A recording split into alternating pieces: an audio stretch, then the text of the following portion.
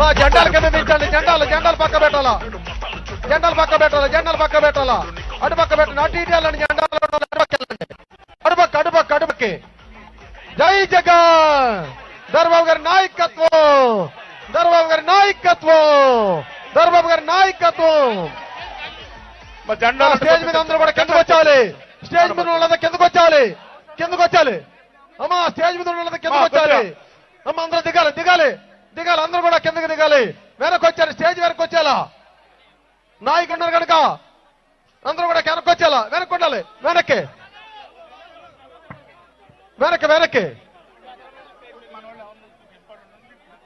సభ ప్రారంభింపబడుతుంది. దర్బాబు గారి ఆధ్వర్యంలో కూడా ఇంకా సామాజిక సాధికార యాత్ర ప్రారంభమవుతుంది కనుక అందరూ కిందకి రావాలి. మా జెండాలు ఉన్న వాళ్ళు పక్కకు రావాలి. ఇటుపక్క రండి. అమ్మా జెండాలు ఈ పక్కకు రండి. అమ్మా జెండాలు పట్టుకుని పక్కకు రండి.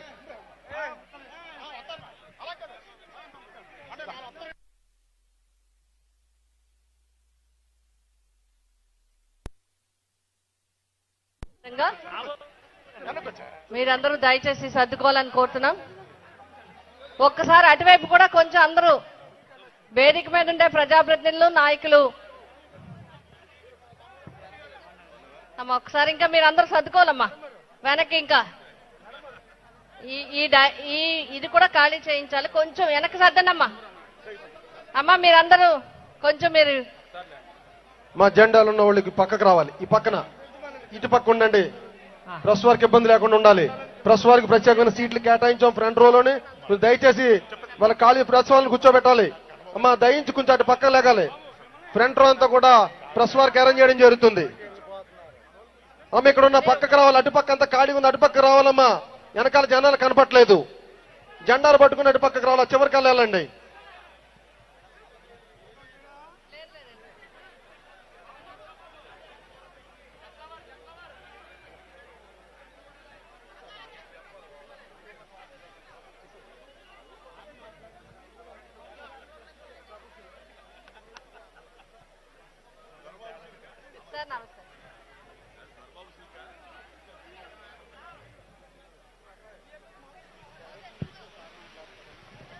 మరి సభ ప్రారంభింపబడుతుంది.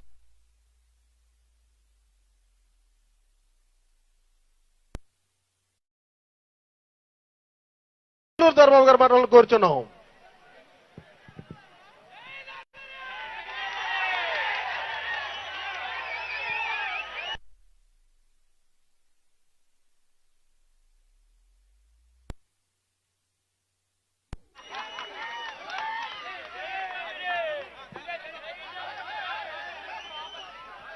మా జెండాలు కొద్ది కింద దించాలి.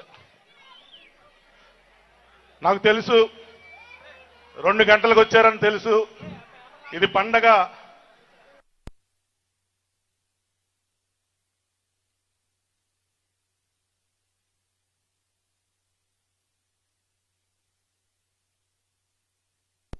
ఎందుకంటే ముందుగా అందరికీ నమస్కారం.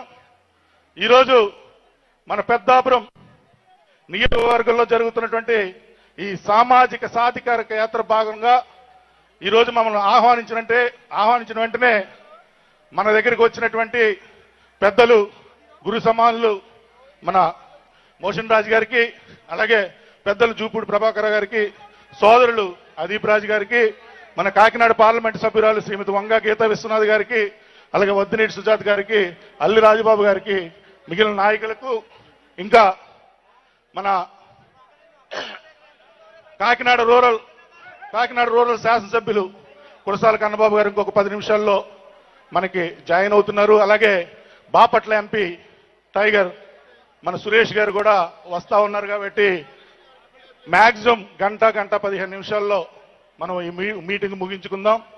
ఈ మీటింగ్ యొక్క ముఖ్య ఉద్దేశం ఏంటంటే, మన జగన్మోహన్ రెడ్డి గారు ముఖ్యమంత్రి అయిన తర్వాత ఈ 4.5 సంవత్సరాల్లో ఈ ఎస్సీ, బీసీ, ఎస్టీ, మైనార్టీలకి ఏ విధమైనటువంటి సామాజిక న్యాయం చేసామో, అలాగే 14 సంవత్సరాలు 3 సంవత్సరాలు ముఖ్యమంత్రి అయినటువంటి మన చంద్రబాబు నాయుడు గారు ఎలా మోసం చేశారో ఈరోజు మన పెద్దవాళ్ళందరూ కూడా మీకు తెలియజేసుకుంటారు. కాబట్టి మీరు వినవలసిందిగా చెప్తా ఉన్నా.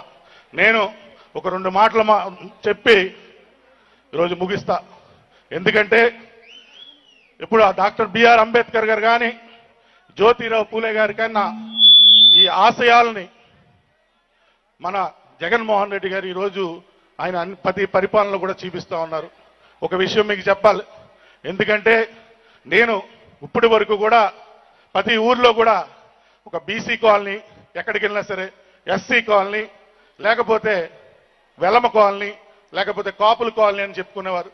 కానీ జగన్మోహన్ రెడ్డి గారు ముఖ్యమంత్రి అయిన తర్వాత ఆయన ఈరోజు రాష్ట్ర వ్యాప్తంగా ఈరోజు 32 లక్షల ఇళ్ల పట్టాలు ఇవ్వడం జరిగింది. ఆయన ఎక్కడ కూడా కులం చూడకుండా, మతం చూడకుండా, ప్రాంతం చూడకుండా, రాజకీయం చూడకుండా, మీరు ఏ పార్టీ ఓటేశారో చూడకుండా, మీ ఇంటి మీద ఇంకా తెలుగుదేశం పార్టీ జెండా ఎగరేస్తుందో లేదా అని కూడా చూడకుండా ఈరోజు కులాలకు అతీతంగా, మతాలకు అతీతంగా ఈరోజు ఇళ్ల పట్టాలు ఈరోజు లాటరీ వేసి ఇవ్వడం జరిగింది. అదే ఆ రోజు డాక్టర్ అంబేద్కర్ గారు కలలుగన్నది ఏంటంటే ఈరోజు ఈ అసమానతను రూపుమాపాలని ఆ రోజు ఆయన కళ్ళగంటే ఈరోజు జగన్మోహన్ రెడ్డి గారు అది తీరుస్తా ఉన్నారని మీ అందరికీ తెలియజేసుకుంటా ఉన్నా.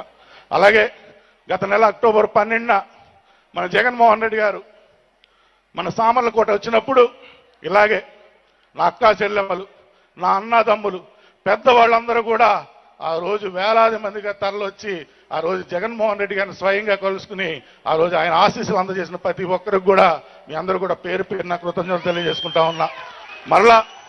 మళ్ళా ఈ రోజు కూడా మీరందరూ కూడా వచ్చి నన్ను ఆశీర్వదించడానికి వచ్చినందుకు మీ అందరికి కూడా మరొకసారి కృతజ్ఞతలు తెలియజేసుకుంటూ, ఇంకా పెద్దలు ఉంది కానీ 2 విషయాలు, ఎందుకంటే లోనర్ మన సంస్థ చైర్మన్ కాబట్టి 2 విషయాలు ఈరోజు ఈ ఇళ్ల పట్టాల గురించి మాట్లాడవలసిన అవసరం ఉంది కాబట్టి మాట్లాడుతూ ఉన్నా. ఎందుకంటే ఈరోజు పవన్ కళ్యాణ్ గారు కాకినాడ పట్టణంలో ఒక లెటర్ రిలీజ్ చేయడం జరిగింది. ఈ ఇళ్ల పట్టాల దాంట్లో ఇన్ని వేల కోట్ల రూపాయలు ఈరోజు అయ్యిందని ఈరోజు ఆయన ఆరోపణలు చేయడం జరిగింది. మీ అందరికీ తెలుసు జగన్మోహన్ రెడ్డి గారు ప్రతి పథకం కూడా పారదర్శకంగా బటన్ వేస్తే మీ అకౌంట్లోనే పడుతుంది. ఎక్కడైనా అవినీతి జరిగిందా? ఎక్కడైనా అవినీతి జరిగిందా? చేయూత కానీ, కాపు నేస్తం కానీ, ఈబీసీ నేస్తం కానీ, అమ్మఒడి కానీ ఎవరైనా ఈ నాయకులు 1 రూపాయి తీసుకున్నారా? ఇన్ని ఇళ్ల పట్టాలు ఇచ్చిన ప్రభుత్వం ఎక్కడైనా ఉందా? ఇంత మంచి పరిపాలన చేసిన ప్రభుత్వం ఎక్కడైనా ఉందా? 14 సంవత్సరాలు 3 సార్లు ముఖ్యమంత్రిగా చేసినటువంటి చంద్రబాబు నాయుడు పరిపాలనలో చెప్పగానే గుర్తుకొచ్చే పథకం ఏమైనా ఉందా చెప్పండి. ఉందా? ఆ రోజు ఎన్టీ రామారావు గారు, దివంగత నేత ఎన్టీ రామారావు గారు అనగానే ఏం గుర్తుకొస్తుంది? కిలో 2 రూపాయల పథకం వస్తుందా లేదా? తర్వాత దివంగత నేత డాక్టర్ వైఎస్ రాజశేఖర రెడ్డి గారు ముఖ్యమంత్రిగా ఉన్నప్పుడు ఆయన పరిపాలన అనగానే ఏం గుర్తుకొస్తుంది? ఆరోగ్యశ్రీ, ఫీజు రియంబర్స్మెంట్, 104, 108 ఇవన్నీ గుర్తుకొస్తాయి కదా. అదే జగన్మోహన్ రెడ్డి గారి ప్రభుత్వం అంటే మరలా ఒక 2 రోజులు మాట్లాడుకోవాలి, ఎందుకంటే ఆయన పథకాల గురించి మాట్లాడుకోవాలంటే. అదే చంద్రబాబు నాయుడు గారి ప్రభుత్వం అంటే ఏం గుర్తుకొస్తుంది? ఏమీ గుర్తుకు రాదు. ఎందుకు చెప్తున్నానంటే మళ్ళా ఎన్నికలు వస్తున్నాయి, మళ్ళా ఎన్నికల్లో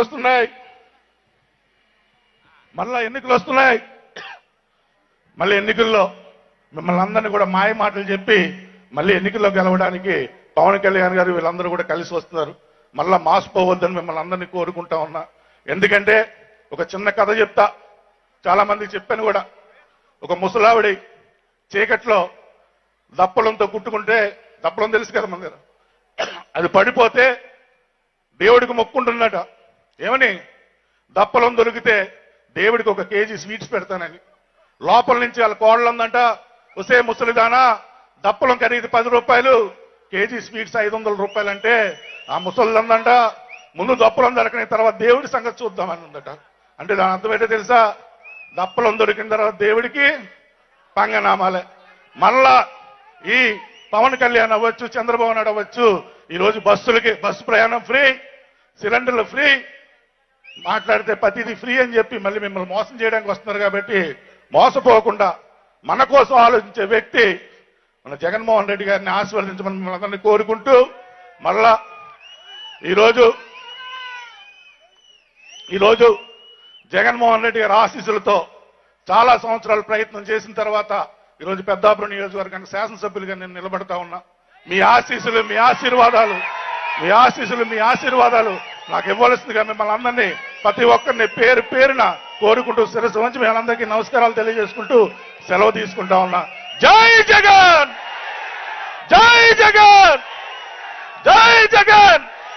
ఇప్పుడు మన పార్లమెంటు సభ్యురాలు శ్రీమతి వంగ గీతా విశ్వనాథ్ గారిని మాట్లాడవలసిందిగా కోరుతా ఉన్నాం.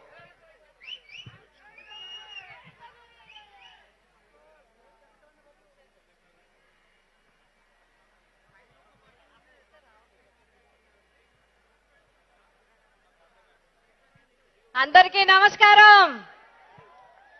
బాగున్నారా అందరూ? తప్పకుండా బాగుంటారు. ఎందుకంటే జగన్ గారి ప్రభుత్వంలో ప్రజలందరూ బాగుండాలని కోరుకొని కష్టపడి పనిచేస్తున్న వ్యక్తి మన నాయకుడు వైఎస్ జగన్మోహన్ రెడ్డి గారు అని చెప్పి మీ అందరికీ తెలియజేస్తున్నాను. చాలా సంతోషం. జనసంద్రం, అక్క చెల్లెళ్ళు, అన్నదమ్ములు, పెద్దలు అందరూ కూడా ఈరోజు ఎంత దూరం నుంచి ఎక్కడ చూసినా జనం జనం జనం. పెద్దాపురం నియోజకవర్గంలో గ్రామాల నుంచి, పట్టణాల్లో, వార్డుల నుంచి మరి జగన్మోహన్ రెడ్డి గారు ఇచ్చిన ఆదేశాల మేరకు, అదేవిధంగా మరి మన సోదరులు కార్పొరేషన్ చైర్మన్ గారు, ప్రస్తుతం పెద్దాపురం నియోజకవర్గ ఇన్ఛార్జ్ జగన్మోహన్ రెడ్డి గారి ఆశీస్సులతో మీ అందరి సహకారంతో కాబోయే శాసనసభ్యులుగా మీ ముందుకు రాబోతున్న మన సోదరులు దౌలూరి దొరబాబు గారికి, ఈనాటి మన కార్యక్రమానికి ముఖ్య అతిథులుగా విచ్చేసిన గౌరవనీయులు సోదరులు పెద్దలు కౌన్సిల్ చైర్మన్ గారు మోసేన్ రాజు గారికి, మా సోదరులు పూర్వం నుంచి కూడా ఎన్నో కార్యక్రమాల్లో మేము కలిసి పాల్గొన్నాం పెద్దలు జూపూడి ప్రభాకర్ రావు గారికి, అదేవిధంగా మా సోదరులు శాసనసభ్యులు అదీప్ రాజు గారికి, మరి పక్కన విశాఖపట్నం జిల్లా నుంచి వారు రావటం జరిగింది. వేదికపై ఉన్న చైర్మన్లు, కార్పొరేటర్లు, కౌన్సిలర్స్, ఎంపీపీలు, జడ్పీటీసీలు, సర్పంచ్లు అందరికీ కూడా ప్రతి ఒక్కరికి, వైఎస్ఆర్సీపీ ప్రతి నాయకులకి అందరికీ కూడా నా హృదయపూర్వక నమస్కారాలు తెలియజేస్తా ఉన్నా. చాలా చాలా సంతోషం. జనసంద్రంలో మీరందరూ కూడా తరలి రావటం జరిగింది. ఈనాడు ఒక పిలుపుకి మీరందరూ తరలి వచ్చారు. ఈనాడు ఒకటే లక్ష్యం. ఏదైతే ఇప్పటి వరకు కూడా రాజకీయాలలో ఒకటి జరుగుతూ ఉంది, రాను రాను ప్రజాస్వామ్యంలో రాజకీయ పార్టీలంటే నమ్మకం పోతుంది, ప్రభుత్వాలంటే కూడా నమ్మకం పోతుంది, రాజకీయ నాయకులంటే గౌరవం తగ్గిపోతోంది. ఎందుకంటే ప్రజలకు ఇచ్చిన మాటల్ని ఎన్నికల్లోనే వదిలిపెట్టడం, ప్రజలకు ఇచ్చిన మేనిఫెస్టోని ఎన్నికల్లోనే వదిలేయడం, మళ్ళీ ప్రజల్ని పట్టించుకోకుండా మళ్ళీ 5 సంవత్సరాల ముందు వచ్చి అది చేస్తాం ఇది చేస్తామని చెప్పడం మాత్రమే కాకుండా ప్రజల్ని పూర్తిగా ఓటర్ల కింద చూసే విధానం నడుస్తూ వచ్చింది. కానీ ఒక మార్పు వచ్చింది.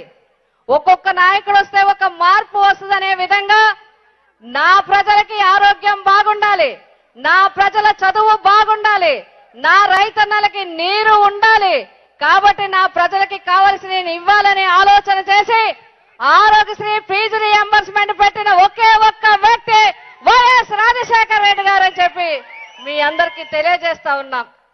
అదేవిధంగా ఆయన తర్వాత మనకి ముఖ్యమంత్రిగా వచ్చిన జగన్మోహన్ రెడ్డి గారు ఒక అడుగు ముందుకు వేయటం జరిగింది, 10 అడుగులు ముందుకు వేయడం జరిగింది. జనాన్ని జనంగా మాత్రమే కాకుండా, పేదరికాన్ని పేదరికం మాత్రమే కాకుండా, పేదరికాన్ని గౌరవించాలి, పేదవాడిని గౌరవించాలి.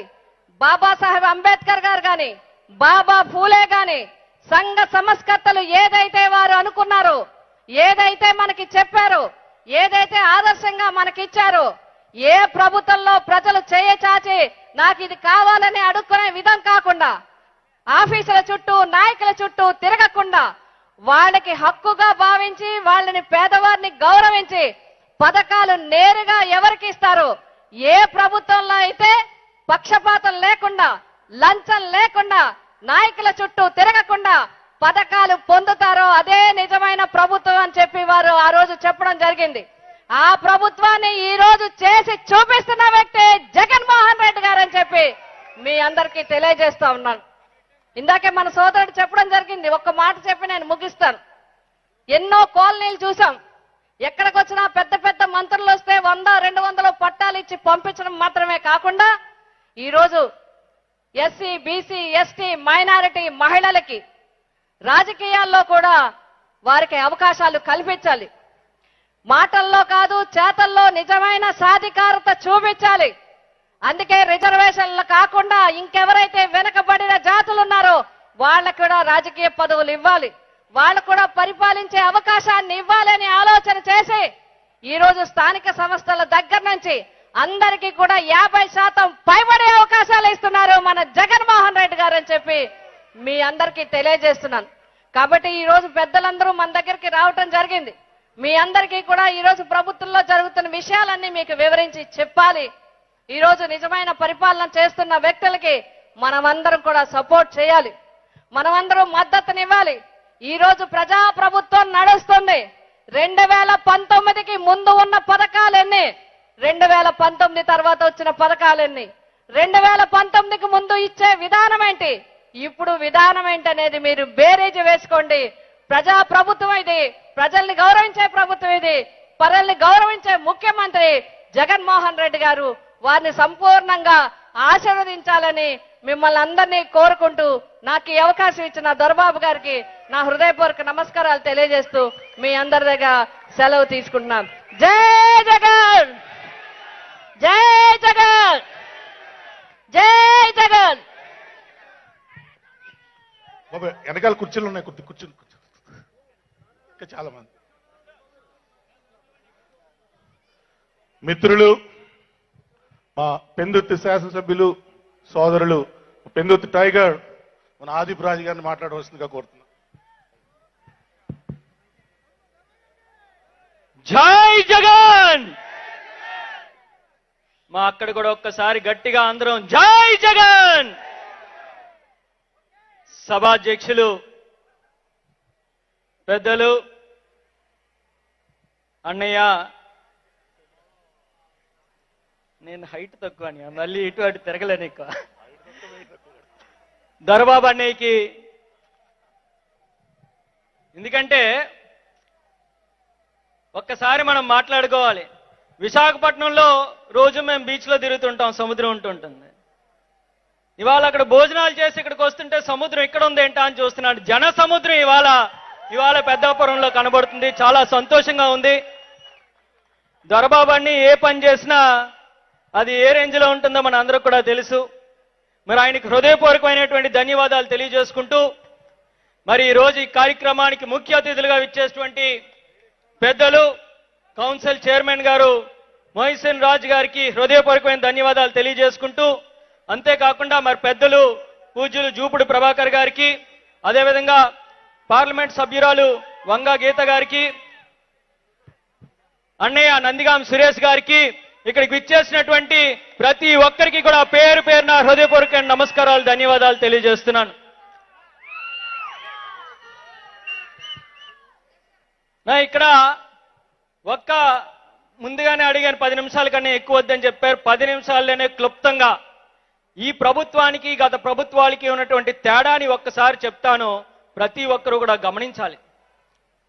ఈరోజు ఇంత గర్వంగా ఇంత ధైర్యంగా ఇవాళ మేము ఇక్కడ వచ్చి ఒక సమావేశం పెట్టుకోగలుగుతున్నాము అంటే దానికి కారణం జగన్మోహన్ రెడ్డి గారు. ఎందుకంటే ఒక్కసారి మీరు అందరూ కూడా ఆలోచన చేయాలి. 2019 ఎన్నికల ముందు మేము మీ అందరి దగ్గరికి కూడా వచ్చాం. వచ్చినప్పుడు కొన్ని హామీలు ఇచ్చాము.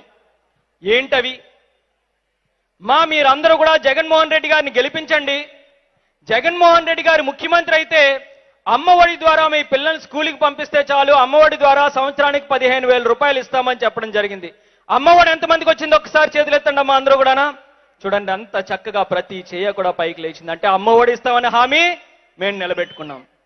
ఆ తర్వాత ఇక్కడ వ్యవసాయం చేస్తున్నటువంటి వాళ్ళు ఎంతమంది ఉన్నారు? ఆ రోజు మేము చెప్పాం, మీరందరూ కూడా జగన్మోహన్ రెడ్డి గారిని గెలిపించండి, జగన్మోహన్ రెడ్డి గారు ముఖ్యమంత్రి అయితే రైతు భరోసా ద్వారా మీ అందరికీ కూడా డబ్బులు వేస్తామని చెప్పాం. రైతు భరోసా ఎంతమందికి వస్తుందో ఒకసారి చేతులెత్తండి. చూడండి చక్కగా. ఇంకా అసలు విషయానికి వద్దాం. ఆ రోజు మేము ఏం చెప్పామమ్మా, మీరందరూ కూడా జగన్మోహన్ రెడ్డి గారిని గెలిపించండి, జగన్మోహన్ రెడ్డి గారు ముఖ్యమంత్రి అయితే మీ డ్వాక్రా రుణాలు ఏవైతే ఉన్నాయో 4 దఫాలుగా మీకు తిరిగిస్తామని చెప్పడం జరిగింది. డ్వాక్రా రుణమాఫీ 3 విడతలు ఎంతమందికి వచ్చిందో చేతులు ఎత్తండి. చూడండి, ప్రతి మహిళ కూడా చేతుల మీద. ఇదే ఒక్కసారి గత ప్రభుత్వం సంగతి మనం చూద్దామా? 2014లో చంద్రబాబు నాయుడు గారు ఏం చెప్పారు? ఇలాగే ఓ మీటింగ్ పెట్టారు. అన్నమన్నారని చెప్తున్నా. మీటింగ్ పెట్టి చంద్రబాబు నాయుడు గారు ఏం చెప్పారు? మహిళలందరినీ ఓ మీటింగ్ పెట్టారు. మా డ్వాక్రా అక్క చెల్లెమ్మలో మీరందరూ కూడా వినండి, మీరు అస్సలు భయం అవసరం లేదు, మీ డ్వాక్రా రుణాలన్నీ కూడా మాఫీ చేసే బాధ్యత నాది అని చెప్పారు. మీరు ₹1 కట్టవసరం లేదు, మీ డ్వాక్రా రుణాలన్నీ మాఫీ చేసేస్తామని చంద్రబాబు నాయుడు గారు చెప్తే అందరూ కూడా చంద్రబాబు నాయుడు గారికి మహిళలందరూ ఓట్లేశారు. ఇంట్లో చెప్పారు అప్పటికి, చంద్రబాబు నాయుడు చెయ్యడమ్మా, నువ్వు వెనకమ్మా, నీకేం తెలియదు ఊరుక, నా రుణాలు మాఫీ అయిపోతే నీ ఇంట్లో అందరూ కూడా చంద్రబాబు నాయుడుకి ఓటేశారు. ఏమైంది? సంవత్సరం అయింది, రుణమాఫీ లేదు. దీంతో ఆడవాళ్ళందరూ మాట్లాడడం మొదలుపెట్టి, ఇదేంటి మా ఆయన చెప్పిన లేదు, చంద్రబాబు నాయుడు డ్వాక్రా రుణమాఫీ చేస్తానని చెప్పి గెలిపించాము, ఇక్కడేమో జరగలేదు అని చెప్తే ఈ మాట్లాడుకున్న మాటలన్నీ వెళ్తాయి కదా ఆయన దగ్గరికి. ఎవరో చెప్పారంట, అండి మహిళలందరూ కూడా తిట్టుకుంటున్నారు, మనం డ్వాక్రా రుణమాఫీ చేయలేదు, మహిళలు అమ్మో అయితే ఎలా జరగకూడదని చెప్పి ₹10,000 మీ అకౌంట్లో వేసామని చెప్పారు. సరే, ఇదే ₹10,000 వేశారు కదా, మాకు ముహూర్త రుణమాఫీ చేస్తా ఉన్నారు, ₹10,000 పోయి సచ్చినోడి పెళ్లికి వచ్చిందే కట్నం అన్నట్టు అందరూ కూడా బ్యాంకులకు వెళ్ళారు మహిళలందరూ. బ్యాంక్ మేనేజర్ ఏమన్నాడమ్మా, అమ్మాయి డబ్బులు వేశారు, ఇవి చూసుకోవడానికే కానీ తీసుకోవడానికి వీల్లేదు అని చెప్పినటువంటి సందర్భాలు. కానీ ఈ రోజు జగన్మోహన్ రెడ్డి గారు అలా కాదు, ఇచ్చినటువంటి ప్రతి హామీని కూడా నిలబెట్టుకుంటూ ఇప్పటికే 3 దఫాలు డ్వాక్రా రుణమాఫీ మీకు వేయడం జరిగింది. మళ్ళీ ఈ నెలలోనే 4వ దఫా డ్వాక్రా రుణమాఫీ డబ్బులు కూడా, ఆసరా డబ్బులు మీ అకౌంట్లోకి వస్తాయని తెలియజేస్తున్నాను. ఇలాగే ఆ రోజు చెప్పాం, జగన్మోహన్ రెడ్డి గారిని గెలిపిస్తే చేయూత ద్వారా ₹18,750 ఇస్తామని చెప్పాం, చేయూత డబ్బులు ఇస్తున్నాము. ఇలాగే నాయని బ్రాహ్మణులకు ₹10,000 ఇస్తున్నాము, ఆటో సోదరులకు ₹10,000 ఇస్తున్నాము, రజకులకు ₹10,000 ఇస్తున్నాము, మత్స్యకారులకి మత్స్యకార భరోసా 4,000 నుంచి ₹10,000 చేశాము, విద్యా దీవెన ఇస్తున్నాము, వసతి దీవెన ఇస్తున్నాము. ఇలా ఇచ్చినటువంటి ప్రతి హామీని, ఏ ఒక్క హామీ కూడా వదలకుండా ఇచ్చిన ప్రతి హామీని కూడా నిలబెట్టుకున్నాం ఇవాళ జగన్మోహన్ రెడ్డి గారి ప్రభుత్వం. అందుకే ఈ రోజు ఇంత ధైర్యంగా మేము శాసనసభ్యులను కానీ ఇన్ఛార్జీలను కానీ ప్రతి గడపకి కూడా వచ్చి మేము చెప్పగలుగుతున్నాం, ఇదిగో అమ్మా మీ ఇంటికి ఈ 4 సంవత్సరాలు అమ్మఒడి కింద డబ్బులు వచ్చాయి, డ్వాక్రా రుణమాఫీ కింద డబ్బులు వచ్చాయి, చేయూత కింద డబ్బులు వచ్చాయని చెప్తున్నాం. ఈ రోజు మేము మా 2019 మేనిఫెస్టో పట్టుకొని మేము ఇచ్చిన నవరత్నాల హామీ అన్ని కూడా మేము నిలబెట్టుకున్నామని మేము ధైర్యంగా చెప్తున్నాం. మీరు 2014లో ఇచ్చినటువంటి మేనిఫెస్టోని పట్టుకొని ఇది మేము చేసామని చెప్పుకోలేని దమ్ము ధైర్యం ఇవాళ చంద్రబాబు నాయుడు గారు కానీ టీడీపీ పార్టీకి గానీ ఉందా అని చెప్పి నేను అడుగుతున్నా. వాళ్ళు ఎక్కడా కూడా లేదు. ఇవాళ 2 విషయాలు ఆఖరిగా ముగించేస్తాను, అన్ని వచ్చి పక్కన నిలబడ్డారంటే తొందరగా ముగించమని నాకు అర్థమైపోయింది. 2 విషయాలు. ఒక్కసారమ్మా ఇందాకలు అన్ని మాట్లాడుతూ ఒక విషయం చెప్పారు, రాజశేఖర రెడ్డి గారు ఎంతమంది గుర్తున్నారు? ఒకసారి చేతులెత్తండి అందరూ కూడా. ఒక్క చెయ్యి కూడా కింద ఉండదు. రాజశేఖర రెడ్డి గారు 5 సంవత్సరాలు ముఖ్యమంత్రి చేశారు. ఆ తర్వాత 2 నెలలు మన దురదృష్టం ఆయన మరణించడం జరిగింది. 5 సంవత్సరాలు ముఖ్యమంత్రి చేసినటువంటి రాజశేఖర రెడ్డి గారి పేరు చెప్తే మనకి ఏ పథకాలు గుర్తొస్తాయి అన్నది ఒక్కసారి ఆలోచన చేయండి. ఇవాళ కొన్ని లక్షల మంది ప్రాణాలను కాపాడినటువంటి రాజీవ్ ఆరోగ్యశ్రీ పథకం ఎవరు పెట్టారమ్మా? రాజశేఖర రెడ్డి గారు పెట్టారు. ఇవాళ రైతులకు ఉచిత విద్యుత్ ఎవరు ఇచ్చారు? రాజశేఖర రెడ్డి గారు ఇచ్చారు. మన పిల్లలు డాక్టర్లుగా ఇంజనీర్లుగా చదువుకునేటువంటి ఫీజు రియంబర్స్మెంట్ కార్యక్రమం రాజశేఖర రెడ్డి గారు పెట్టారు. డ్వాక్రా మహిళలకు బాగా తెలుస్తుంది, రాజశేఖర రెడ్డి గారు ముఖ్యమంత్రి అయ్యే వరకు మీ డ్వాక్రా రుణాల మీద వడ్డీ ₹1 వడ్డీ ఉంటే దాన్ని పావలా వడ్డీ రాజశేఖర రెడ్డి గారు చేశారు. అదే రకంగా కిలో బియ్యం ₹5 ఉంటే దాన్ని ₹2 కూడా రాజశేఖర రెడ్డి గారు చేశారు. మరి 5 సంవత్సరాలు ముఖ్యమంత్రిగా చేసినటువంటి రాజశేఖర రెడ్డి గారి పేరు చెప్తే ఇన్ని పథకాలు గుర్తొస్తున్నాయి. మరి చంద్రబాబు నాయుడు గారు 14 సంవత్సరాలు ముఖ్యమంత్రిగా చేశారమ్మా.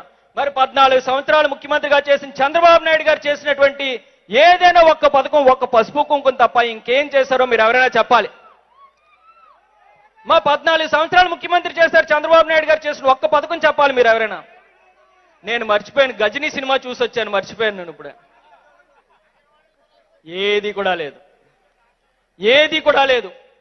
మళ్ళీ ఈరోజు జగన్మోహన్ రెడ్డి గారి పేరు చెప్పండి. ఒక అమ్మఒడి, రైతు భరోసా, ఆసరా, 0 వడ్డీ, విద్యా దీవెన, వసతి దీవెన, జగనన్న కాలనీలు, మత్స్యకార భరోసా, ఆటో సోదరులకు 10,000, నాయని బ్రాహ్మణులకు 10,000, రజకీలకు 10,000, ఇలా చెప్పుకుంటూ పోతే ఎందాలన్నీ చెప్పినట్టు 2 రోజులు మాట్లాడుకోవాలి.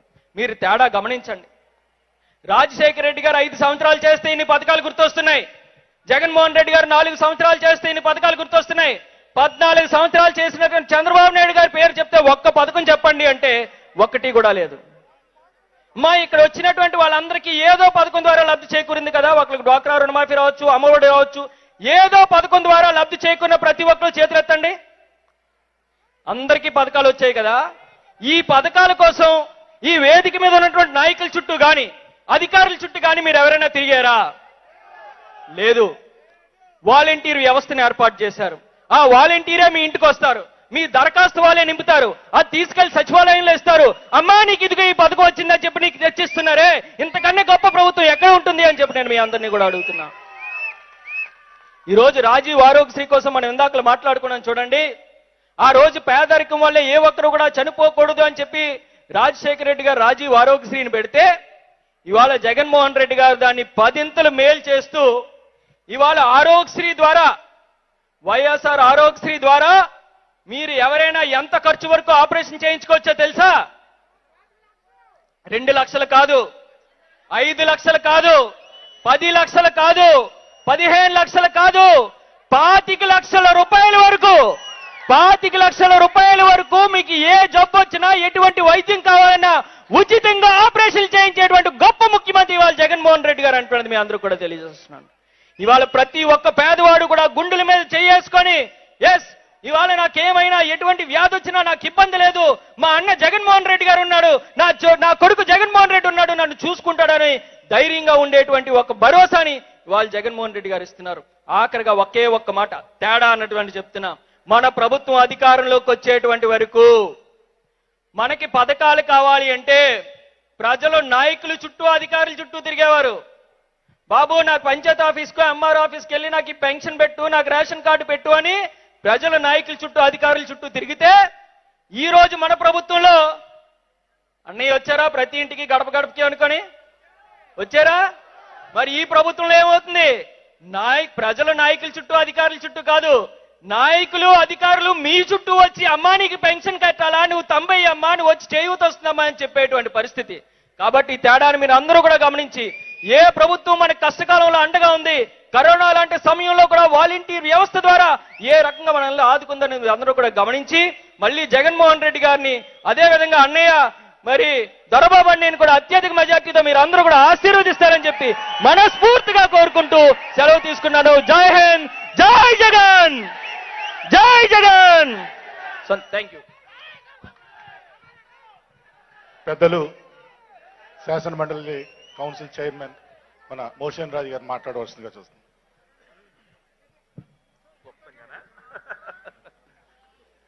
ఈరోజు పెద్దాపురంలో ఏర్పాటు చేసినటువంటి ఈ సామాజిక సాధికార బస్సు యాత్ర కార్యక్రమానికి అధ్యక్షులుగా ఉన్నటువంటి పెద్దలు గౌరవనీయులు నా మిత్రులు, అలాగే జగన్మోహన్ రెడ్డి గారికి అత్యంత ప్రీతిపాత్రులు, ఈ రాష్ట్రంలోనే మొట్టమొదటి అభ్యర్థిగా జగన్మోహన్ రెడ్డి గారి చేత ప్రకటించబడినటువంటి దొరబాబు గారికి, ఈ కార్యక్రమానికి ముఖ్య అతిథిగా విచ్చేసినటువంటి పెద్దలు గౌరవనీయులు పార్లమెంట్ సభ్యులు గీత గారికి, అలాగే పెద్దలు గౌరవనీయులు జూపూడి ప్రభాకర్ గారికి, మరొక పార్లమెంట్ సభ్యులు మిత్రులు గౌరవనీయులు అన్న సురేష్ గారికి, వేదిక మీద ఉన్నటువంటి పెద్దలకు, ఇక్కడ విచ్చేసినటువంటి అశేష ప్రజానికానికి నా యొక్క నమస్కారాలు తెలియజేసుకుంటా ఉన్నాం.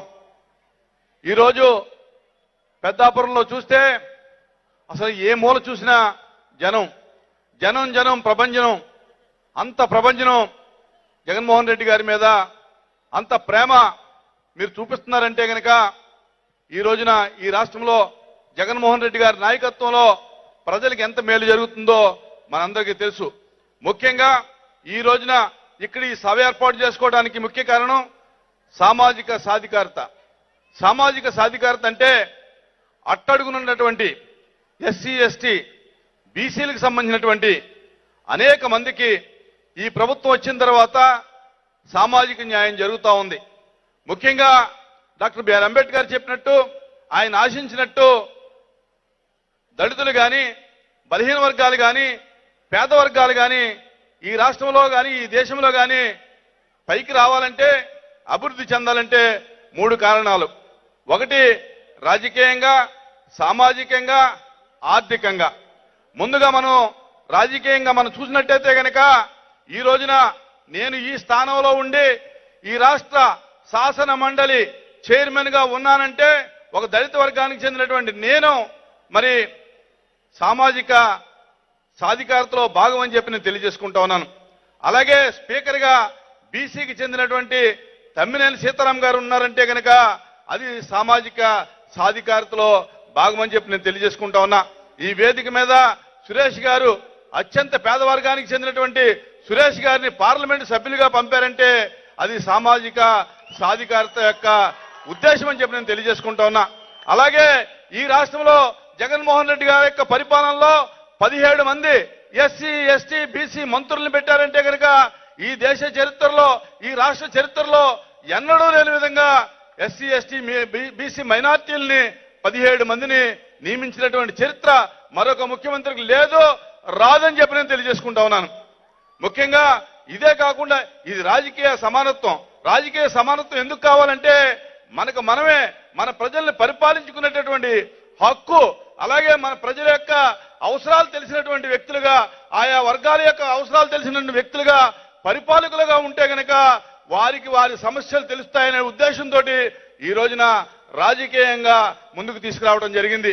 అలాగే రెండవది ఆర్థికంగా. ఈ రోజున ఇందాక చెప్పాడు ఆదిప్రాజు గారు, ఈ రాష్ట్రంలో ఉన్నటువంటి సంక్షేమ పథకాలు ఎక్కడా లేని విధంగా, ఎప్పుడూ లేని విధంగా, ఎటువంటి మరి లంచాలు లేని విధంగా, ఎటువంటి మరి రికమెండేషన్ లేని విధంగా ఈ రోజు నవరత్నాల ద్వారా అనేక సంక్షేమ కార్యక్రమాలు రావడం ద్వారా మహిళలకి సాధికారత సాధించడం ద్వారా ఈ రోజున ప్రతి కుటుంబంలోనూ కూడా జగన్మోహన్ రెడ్డి గారు, రాజశేఖర రెడ్డి గారు లక్షాధికారులను చేస్తారంటే ఈవేళ కోటీశ్వరులను చేయడం జరుగుతోంది జగన్మోహన్ రెడ్డి గారు. మరి ఇల్లు కానీ, లేకపోతే చదువు కానీ, పిల్లలకు సంబంధించినటువంటి అనేక విషయాలు మరి ఈ రోజున చక్కగా జరుగుతూ ఉన్నాయి. ముఖ్యంగా పేద వర్గాలకి ఈ రోజున పిల్లలకు సంబంధించినటువంటి ఒక విషయం, చదువు విషయంలో మనం చూసాం. ఈరోజు ఎంత కాస్ట్లీ అయిపోయిందో చదువు. కార్పొరేట్ విద్యలో మనం చదివించలేమనేటువంటి స్థితిలో మనం ఉంటే ఈ రోజున పక్కవాడి పిల్లవాడు ఉన్నత వర్గాలను చెందిన వ్యక్తి ఇంగ్లీష్ మీడియంలో చదువుకుంటా ఉంటే మనం చూసి అయ్యో నా పిల్లవాడి పరిస్థితి ఇంతేనా అనుకునేటువంటి పరిస్థితుల నుంచి ఈ రోజున ఉన్నత వర్గాలకు చెందినటువంటి పిల్లల్లాగా మన పిల్లల్ని కూడా ఇంగ్లీష్ విద్య నేర్పించడం, వాళ్ళ పిల్లల్లాగా సూటు బూటు వేసుకోవటం, వాళ్ళ పిల్లల్లాగా బ్యాగులు వేసుకోవటం, వాళ్ళ పిల్లల్లాగా కార్పొరేట్ తరహాలో స్కూల్లో చదవటం ఎంత ఆనందంగా ఉందో పేదవాడికి ఈ రోజున మన అందరికీ తెలుసు. ఈ యొక్క చదువుకు ఇచ్చినటువంటి ప్రాధాన్యత ఈ దేశంలో ఏ ముఖ్యమంత్రి ఉన్నటువంటి ప్రాధాన్యత ఈ రోజున జగన్మోహన్ రెడ్డి గారు ఇవ్వడం జరుగుతూ ఉంది. అలాగే రాజకీయంగా, ఆర్థికంగా మనం ప్రగతి సాధించినప్పుడు సంఘంలో గౌరవం వస్తుంది. అది సామాజిక న్యాయం. ఖచ్చితంగా ఈ రోజున మంత్రులుగా, ఎమ్మెల్యేలుగా, ఎమ్మెల్సీలుగా, మరి పార్లమెంట్ సభ్యులుగా అనేక కార్పొరేషన్లలో మరి 30, 56 కార్పొరేషన్లు ఇవ్వడం ద్వారా ఈ సంఘంలో బడుగు బలహీన వర్గాలని, ఈ యొక్క దళిత వర్గాల్ని గౌరవం పెంచినటువంటి చరిత్ర ముఖ్యమంత్రి జగన్మోహన్ రెడ్డి గారిని నేను తెలియజేసుకుంటా ఉన్నాను. కనుక బాబాసాహెబ్ అంబేద్కర్ ఏదైతే కోరుకున్నాడో రాజకీయంగా, ఆర్థికంగా, సామాజికంగా ఈ వర్గాలు ముందుకు రావాలని కోరుకున్నాడో అటువంటి సాధికారతను సాధించినటువంటి ముఖ్యమంత్రి రాష్ట్రంలో జగన్మోహన్ రెడ్డి గారు. అందుకే ఈ రోజు మనందరం ఇక్కడ చేరి ఈ సాధికారత యాత్ర ద్వారా జగన్మోహన్ రెడ్డి గారికి మద్దతు తెలియజేస్తున్నాం, కృతజ్ఞత తెలియజేస్తున్నాం అని చెప్పి సందర్భంగా తెలియజేసుకుంటూ మరి దొరబాబు గారిని అందరూ చెప్పినట్టుగానే అత్యధికమైనటువంటి మెజార్టీ తోటి ఈ నియోజకవర్గం నుంచి గెలిపించాలి. ఎంచేతంటే ఆయన నిబద్ధత కలిగిన నాయకుడు, స్నేహ స్వభావి. నిజంగా నాకు ఒక 2-3 నెలల క్రితం వరకు కూడా నాకు 5 సంవత్సరాలు 6 సంవత్సరాల స్నేహితులు. ఈయన కులం ఏంటో నాకు తెలియదు, నేను ఎప్పుడూ ఆలోచించలేదు. ఎప్పుడు ఆ ప్రస్తావన కులాలకి, మతాలకి, ప్రాంతాలకి, ఆర్థిక స్థితిగతులకి అతీతంగా ఉండేటటువంటి మరి మిత్రుడు దొరబాబు గారిని మీరందరూ కూడా ఆశీర్వదించాలి. ఆయన ఏదైతే ఈ రాష్ట్రంలో తొలి అభ్యర్థిగా ప్రకటించారో మీరు కూడా అత్యధికమైన మెజారిటీ తొలి ఎమ్మెల్యేగా జగన్మోహన్ రెడ్డి గారికి మీరందరూ బహుమతిగా ఇవ్వాలని చెప్పి తెలియజేసుకుంటూ నేను ముగిస్తా ఉన్నాను. జై హింద్. నేను విత్ యువర్ పర్మిషన్ అనియా మరి ఇక్కడ నిజంగా మరి దొరబాబు గారికి అదేవిధంగా గౌరవ ముఖ్యమంత్రి వర్యులు జగన్మోహన్ రెడ్డి గారికి కూడా మా కొప్పలవేలమ కమ్యూనిటీ తరఫున కూడా హృదయపూర్వకమైన ధన్యవాదాలు. ఎందుకంటే మరి సుమారుగా 100 సంవత్సరాల చరిత్ర కలిగినటువంటి ఈ మున్సిపాలిటీలో మొట్టమొదటిసారి ఒక కొప్పలవేలమకు సంబంధించిన ఒక మహిళ మరి మంగతాయారు గారికి చైర్మన్ పదవి ఇచ్చినందుకు కూడా మరి హృదయపూర్వకమైన ధన్యవాదాలు తెలియజేసుకుంటున్నాను. Thank you. ఇప్పుడు మిత్రులు మన బాపట్ల పార్లమెంట్ సభ్యులు గురించి చెప్పాలి.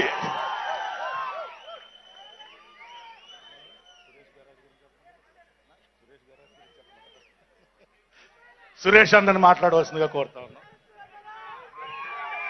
జై జగన్. అందరికీ నమస్కారం. ఈ రోజున ముందుగా జగన్ అన్నకి ధన్యవాదాలు చెప్తా ఉన్నాం. ఎందుకంటే పెద్దాపురానికి అన్నకి ఇన్ఛార్జిగా ఇచ్చి సీట్ అనౌన్స్ చేసి మంచి అవకాశం కల్పించినందుకు ముందుగా ముఖ్యమంత్రి జగన్ అన్నకి ధన్యవాదాలు. అన్నకి ఈ సీట్ ఇవ్వటానికి అర్హుడనే నేను అనుకుంటా ఉన్నాను. ఎందుకంటే మంచివాడు, సౌమ్యుడు, పేచీలుండు, ఎక్కడ బాధపట్టాలను ఎక్కడ చూసినా మౌనంగా ఒక పద్ధతిగా నుంచొని ఒక నవ్వు మాత్రం నవ్వుతా ఉంటాడు. కాబట్టి మీ అందరికి ఒక మంచి వ్యక్తిని జగన్మోహన్ రెడ్డి గారు ఇచ్చారు. కాబట్టి ముందుగా జగన్ అన్నకు ధన్యవాదాలు తెలుపుతూ, అదేవిధంగా మనం జగన్మోహన్ రెడ్డి గారు ఈ రాష్ట్రానికి మళ్ళీ ఎందుకు అవసరమే దాని మీద మనందరం కూడా మాట్లాడుకోవాల్సిన అవసరం ఉంది. ఈ రాష్ట్రానికి జగనన్న 4.5 సంవత్సరాల పాలన అందించారు. గత నాయకులు 14 సంవత్సరాలు పాలించారు. వాళ్ళకి వీళ్ళకి మనకి ఉన్న మధ్య తేడా ఒకసారి గమనించాల్సిన అవసరం మనకెంతైనా ఉంది. ఎందుకంటే చంద్రబాబు నాయుడు వృత్తాంతం ఒకసారి చూడండి మీరందరూ కూడా. చంద్రబాబు నాయుడు రాజకీయ జీవితం అంతా కూడా ఎక్కడా కూడా ఫెయిర్ గా ఉన్న దాఖలాలు లేవు. ఎందుకు చెప్తా ఉన్నానంటే చంద్రబాబు నాయుడు గారికి గతంలో ప్రజారాజ్యం పార్టీ పెట్టినప్పుడు పవన్ కళ్యాణ్ గారే మాట్లాడారు ఒక మాట. ఏమనంటే సైకిల్ అయింది కాదు, పార్టీ అయింది కాదు, ముఖ్యమంత్రి పీఠం కూడా అయింది కాదు. అయినప్పటికీ చంద్రబాబు నాయుడు గారు సీట్లు ఎట్లా కూర్చుంటారని చెప్పి పవన్ కళ్యాణ్ గారు 2009-12 మధ్యలో మాట్లాడారు. 2014 వచ్చేసరికల్లా పవన్ కళ్యాణ్ గారు మళ్ళీ యూటర్న్ తీసుకొని పవన్ కళ్యాణ్ గారు చంద్రబాబు నాయుడు గారు మంచోడు ఓట్లేయండి అని చెప్పాడు. మళ్ళీ 2018 వచ్చేసరికల్లా చంద్రబాబు నాయుడు దొంగ ఒక అమరావతి అని ఒక ప్రాంతం పెట్టి మరి లక్షల కోట్లు స్కామ్ చేస్తా ఉన్నాడు. కాబట్టి అలాంటి వాడు ఈ సంపద అంతా కూడా, ఈ రాష్ట్ర సంపద అంతా కూడా లోకేష్ కి ఒక్కగానొక్క కొడుకు దోచి పెడతా ఉన్నాడు. కాబట్టి అతనికి ఓట్లు వేయద్దని చెప్పాడు 2018లో. మరి 2023 వచ్చేసరికి మళ్ళీ చంద్రబాబు నాయుడు గారికి ఓటేయండి అని చెప్తా ఉన్నాడు. అంటే పవన్ కళ్యాణ్ గారు ఇన్నిసార్లు యూటర్న్ తీసుకోవడానికి చంద్రబాబు నాయుడు గారు పవన్ కళ్యాణ్ గారికి ఎలాంటి మేలు చేశాడో మనందరం కూడా గమనించవచ్చు. కానీ చంద్రబాబు నాయుడు గారు పవన్ కళ్యాణ్ గారు దోస్తీ చేస్తున్న సందర్భాల్లో చాలా మంది కలిసి వస్తా ఉన్నారు. ఇవాళ బ్లడ్ రిలేషన్ కూడా చాలా మంది కోల్పోయి మాట్లాడుతా ఉన్నారు. ఒకే ఒక మాట చెప్తా ఉన్నాం, జగన్మోహన్ రెడ్డి గారు ఈ రాష్ట్రానికి అవసరం ఉంది.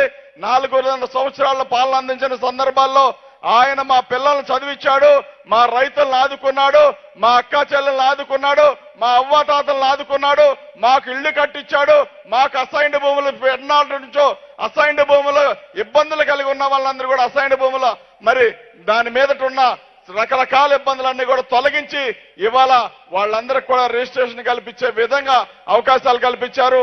అదే విధంగా ఇవాళ ఈ రాష్ట్రం కూడా ఇంత సుభిక్షంగా ఉందంటే ఖచ్చితంగా జగనన్న గొప్పతనం మాత్రమే. 4.5 సంవత్సరాలు మాత్రమే పాలించాడు జగనన్న. 4.5 సంవత్సరాల్లో ఇచ్చిన హామీల్లో 99% హామీలు ఎవరైనా నెరవేర్చారా అంటే ఎవరో నెరవేర్చకపోగా గత నాయకుడు చంద్రబాబు నాయుడు మాట్లాడిన మాటలు మనందరం కూడా చూసాం. హామీలు ఇచ్చేవాడు చంద్రబాబు నాయుడు, హామీలు ఇచ్చిన తర్వాత మర్చిపోయేవాడు. అంటే అధికారం కోసం ఏ రకంగానైనా సరే, ఎన్ని రకాలుగానే సరే ఎస్సీల్ని బీసీల్ని అందరినీ వాడుకుంటాడు. అధికారం వచ్చిన తర్వాత ఎస్సీలుగా ఎవరు పుట్టాలని కోరుకుంటారని మాట్లాడుతూ ఉంటాడు. బీసీల తోకలు కత్తిరిస్తానంటాడు. రకరకాల కులపిచ్చితో మాట్లాడిన చంద్రబాబు నాయుడు నిన్నగాక మొన్న బీసీ మీటింగ్ అని ఒకటి పెట్టి దాని గురించి ముసలి కన్నీరు గారుస్తా ఉన్నాడు. ఒక్కసారి గమనించండి, చంద్రబాబు నాయుడుకి ఎలక్షన్ టైంలో తప్ప విడి రోజుల్లో మనం గుర్తురాం. మన వాసన కూడా ఆయనకి నచ్చదు. ఎస్సీలుగా ఎవరు పుట్టాలని కోరుకుంటారని చెప్పి మరి ఈ మధ్య కాలంలో మాట్లాడుతూ ఉన్నాడు చంద్రబాబు నాయుడు. దగాబడ్డ దళితుడా అని చెప్పి. సిగ్గుండాలి చంద్రబాబు నాయుడు లాంటి ఆ వ్యక్తి అలాంటి మాటలు మాట్లాడడానికి. దళితులను అవమానపరిచి, బీసీలను అవమానపరిచి, ఎస్సీలను అవమానపరిచి, ఎస్టీలను అవమానపరిచింది చంద్రబాబు నాయుడు కాదా? ఈ రాష్ట్రం మొత్తం మీద ఏనాడు కూడా ముఖ్యమంత్రి హోదాలో ఉన్న వ్యక్తిలా కాకుండా ఒక పెత్తనం తీసుకొని ఇష్టానుసారమైన పాలన చేసిన వ్యక్తి చంద్రబాబు నాయుడు.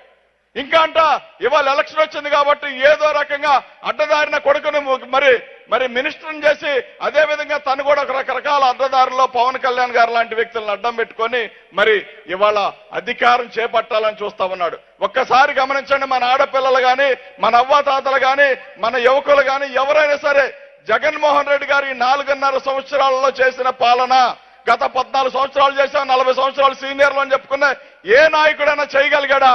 ఒక్కసారి గమనించండి. కానీ జగన్ అన్నని వీళ్ళందరూ కలిసి మేము ఏదో రకంగా దించేసి ఈ రాష్ట్ర సంపద అంతా కూడా చంద్రబాబు నాయుడు, పవన్ కళ్యాణ్, అదే విధంగా ఈ మధ్య కాలంలో కొంతమంది కొత్త వాళ్ళు వస్తా ఉన్నారు, వాళ్ళందరూ కలిసి లోకేష్ కూడా కలిసి జగన్మోహన్ రెడ్డి గారిని దించుతామని చెప్తా ఉన్నారు. కానీ ఒకటి గమనించండి, మనకి జగనన్న ఎందుకు అవసరం అంటే, జగనన్న గనక ఒక్కసారి మన అవకాశం చేజార్చుకొని వదిలేశామంటే మన భవిష్యత్ అంతా కూడా 20-25 సంవత్సరాలు వెనకపోద్ది. కాబట్టి జగన్మోహన్ రెడ్డి గారు ఉంటేనే మన ఈ రాష్ట్రం బాగుంటుంది, అదే విధంగా మన పిల్లలు బాగుంటారు, మనం బాగుంటాం, ఈ రాష్ట్రంలో ఉన్న వ్యవసాయం, విద్య, వైద్య రంగాలన్నీ కూడా బాగుంటాయి. ఇవాళ జగన్మోహన్ రెడ్డి గారు మరి ఆరోగ్యశ్రీ విషయంలో 10 లక్షల నుంచి 25 లక్షలు చేస్తే ఎల్లో మీడియా ఒక్క మాట కూడా మాట్లాడరు, ఒక్క సమాధానం కూడా చెప్పరు. దాని గురించి రాసే ఓపిక లేదు. కానీ ఎక్కడో తెలంగాణలో రేవంత్ రెడ్డి 5 నుంచి 10 లక్షలు చేస్తే ఆహా ఓహో అని చెప్పి సంకలు గుద్దుకుంటా ఉన్నారు ఎల్లో బ్యాచ్ అందరూ కూడా కలిసి. రేవంత్ రెడ్డి ఏమన్నా మీ సొత్తా? రేవంత్ రెడ్డి ఏమన్నా మీ పార్టీనా? వాడెవడో పిల్లోడిని మీరెత్తుకొని సంకనెత్తుకొని తిరుగుతా ఉన్నారంటే సిగ్గు అనిపించట్లా మీకు? చంద్రబాబు నాయుడు 14 సంవత్సరాలు సీనియర్ అని చెప్పి జగన్మోహన్ రెడ్డి గారి మీద వ్యతిరేకత ఉందని చెప్పుకునే మనగాడు చంద్రబాబు నాయుడు సింగిల్ గా ఢీకొనొచ్చు కదా. జగన్మోహన్ రెడ్డి గారి మీద వ్యతిరేకత ఉంటే సింగిల్ గా ఢీకొట్టి 175 నియోజకవర్గాల్లో నేనే పోటీ చేస్తానని చెప్పే కెపాసిటీ చంద్రబాబు నాయుడుకి ఉందా? లేదు. లేకపోగా కుప్పంలో పోటీ చేయడానికి భయపడి ఈ మధ్యకాలంలో విజయవాడలో తిరిగి నేను ఎక్కడ పోటీ చేస్తే బాగుండదని చెప్పి అడుక్కుంటా ఉన్నాడంట. అంటే 14 సంవత్సరాలు ముఖ్యమంత్రిగా ఉన్న వ్యక్తి మళ్ళీ కుప్పంలో పోటీ చేయడానికి భయపడ్డాడంటే ఏనాడు కూడా కుక్క నీళ్లు ఇవ్వలేదు కుప్పానికి చంద్రబాబు నాయుడు. ఏనాడు కూడా కనీసం మున్సిపాలిటీ చేసుకోవడానికి ఇష్టపడలేదు చంద్రబాబు నాయుడు. కుప్పంలో ఇల్లు కూడా లేదు చంద్రబాబు నాయుడికి. ఈ మధ్య కాలంలో జగన్మోహన్ రెడ్డి గారు పదే కుప్పంలో నీ ఇల్లు ఎక్కడా అని అడిగితే సమాధానం చెప్పలేక సత్యరెడ్డి గారు 2 ఎకరాల్లో తీసుకొని చెన్నిల్లు అని చెప్తా ఉంది భువనేశ్వరి గారు. చెన్నీళ్ళు అంట 2 ఎకరాల గట్ట చెన్నీళ్ళు కట్టుకున్నాడని చెప్పిన. అంటే హైదరాబాద్ లో 800 కోట్ల రూపాయలు ఇల్లు కట్టుకొని కుప్పంలో మాత్రం 2 ఎకరాల చెన్నీళ్లు కట్టుకుంటున్నాం, ఇక్కడ ఉంటామని చెప్తా ఉంది.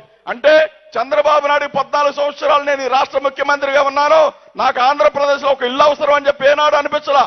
ఎప్పుడు కూడా శనివారం శుక్రవారం రాగానే హైదరాబాద్ వెళ్ళిపోతాడు, అక్కడ పడుకొని మళ్ళీ సోమవారం డ్యూటీకి వచ్చినట్టుగా చంద్రబాబు నాయుడు వచ్చాడు. కానీ జగనన్న అలా కాదు.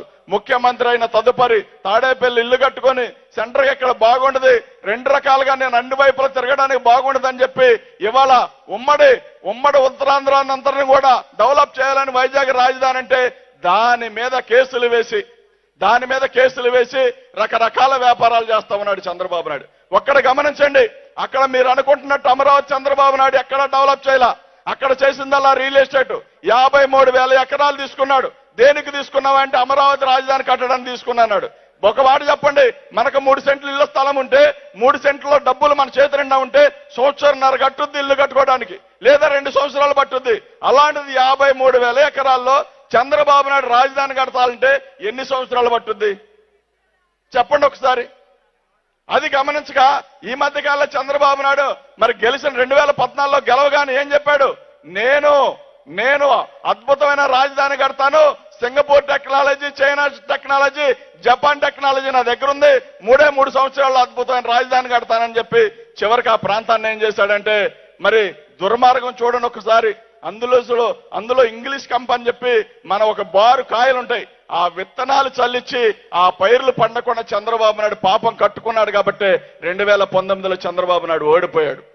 అలాంటి పచ్చడి వాతావరణాన్ని సర్వనాశనం చేసి 53,000 ఎకరాల భూములు తీసుకొని పంట పండకుండా అటు కాకుండా ఇటు కాకుండా చేసి సర్వనాశనం చేసే వ్యక్తి చంద్రబాబు నాయుడు. అమరావతి ప్రాంతం ఏదైనా ఇబ్బంది రైతులు పడ్డారంటే ఖచ్చితంగా చంద్రబాబు నాయుడు కారణం తప్ప మరో వ్యక్తి కాదు.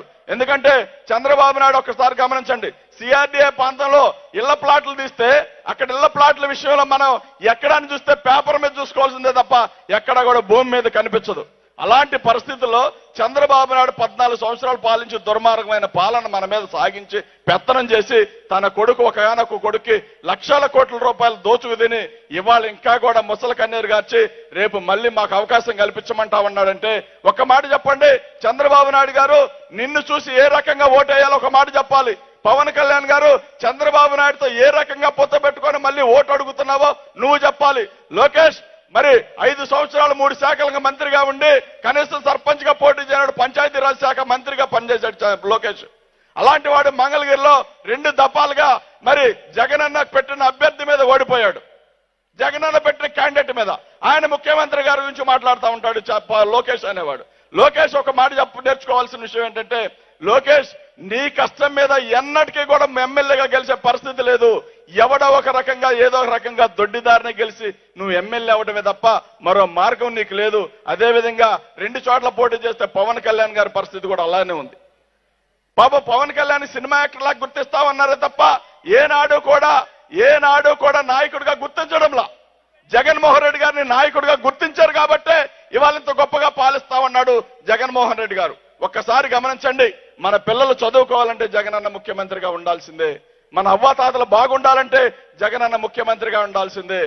మరి నాడు నేడు కింద స్కూళ్ళన్నీ డెవలప్ అవ్వాలంటే మరి జగన్మోహన్ రెడ్డి ముఖ్యమంత్రిగా ఉండాల్సిందే. మన పిల్లలు మంచి ఐఏఎస్ అధికారులుగా తీర్చిదిద్ది అదేవిధంగా మనలో ఉన్న చాలా మంది నాకులాగా ఎమ్మెల్యేలు ఎంపీలు అవ్వాలంటే ఖచ్చితంగా జగనన్న ఉండాల్సిందే.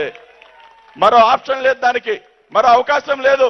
ఎందుకంటే ఎన్నడూ కూడా నేను మా ఊర్లో సర్పంచ్ గా కూడా పోటీ చేయలేదు. ఏనాడు కూడా రాజకీయాలు నాకు తెలియదు. మా నాన్న వ్యవసాయ కూలీ కొడుకు, నేను మా నాన్న వ్యవసాయం చేసేవాడు, కూలి పనులు చేశాడు. అలాంటి వాడి కొడుకుని మరి నందిగు సురేష్ అనేవాడిని ఇవాళ గొప్పగా పార్లమెంట్ లో మరి ఎంపీనని చెప్పుకుంటా ఉన్నాడంటే ఆ గొప్పతనం అంతా జగన్మోహన్ రెడ్డి గారు తప్ప మరో వ్యక్తి కాదు. ఒక్కసారి గమనించండి, ఏనాడు కూడా మాకు పంచాయతీలో పోటీ చేసే కెపాసిటీ లేనప్పటికీ కూడా నేను సురేష్ అనేవాడిని తీసుకొచ్చి ఇవాళ చంద్రబాబు నాయుడు రకరకాల కేసులు పెట్టి రాజధాని ప్రాంతంలో నా పైన కేసులు పెట్టి నాతో పాటు మన ఎస్సీల పైన బీసీల పైన మైనార్టీల పైన కేసులు పెట్టించి ఎవరైతే భూములు ఇవ్వమంటున్నారో వాళ్ళందరినీ అనగదొక్కాలని చెప్పి చంద్రబాబు నాయుడు చూసి మా అందరి పైన కేసులు పెట్టి మమ్మల్ని జైల్లో కూర్చోబెడితే జగనన్న మాత్రం మమ్మల్ని తీసుకెళ్లి మరి పార్లమెంట్ లో కూర్చోబెట్టాడు జగన్మోహన్ రెడ్డి గారు. ఒక్కసారి గమనించండి, జగన్మోహన్ రెడ్డి గారికి చంద్రబాబు నాయుడుకి ఉన్న వ్యత్యాసం. జగన్మోహన్ రెడ్డి గారు వచ్చిన తర్వాత ఇంత అద్భుతమైన పాలన సాగుతా ఉంటే మహిళలకి 50% రిజర్వేషన్ గెలిచిన నాటి నుండి ఇవాళకి కూడా 50% రిజర్వేషన్ అవకాశాలు కల్పించి మరి నామినేటెడ్ పోస్టుల్లో కూడా వాళ్ళందరికీ అవకాశాలు కల్పిస్తా ఉన్నాడు. మరి ఎక్కడో దేశ ప్రధాని మొన్న ఈ మధ్య కాలంలో తెలంగాణ ఎలక్షన్ టైంలో రకరకాల రాష్ట్రాల్లో ఎలక్షన్ ఉన్న సందర్భాల్లో మరి మహిళా రిజర్వేషన్ బిల్లు పెట్టారు. కానీ జగనన్న ఎలక్షన్ కోసం పెట్టలా. గెలవగానే మహిళలకు రిజర్వేషన్ కల్పించిన దాంట్లో జగన్మోహన్ రెడ్డి గారే ముందు ఉన్నారు. ఒకసారి గమనించండి, అలాంటిది ఒక్క అవకాశం జగన్మోహన్ రెడ్డి గారికి ఇచ్చారు. ఇవాళ అక్కడ రోడ్డు పోయలేదు, ఇక్కడ బిల్డింగ్ కట్టలేదని చెప్పుకునే చంద్రబాబు నాయుడు సిగ్గు అనిపించాలి. ఒకవేళ 2014, 2019 మధ్యలో నువ్వు డెవలప్ చేస్తుంటే నీకు ఓటు వేయలేదంటే నీకు అర్థమవుతా ఉందా?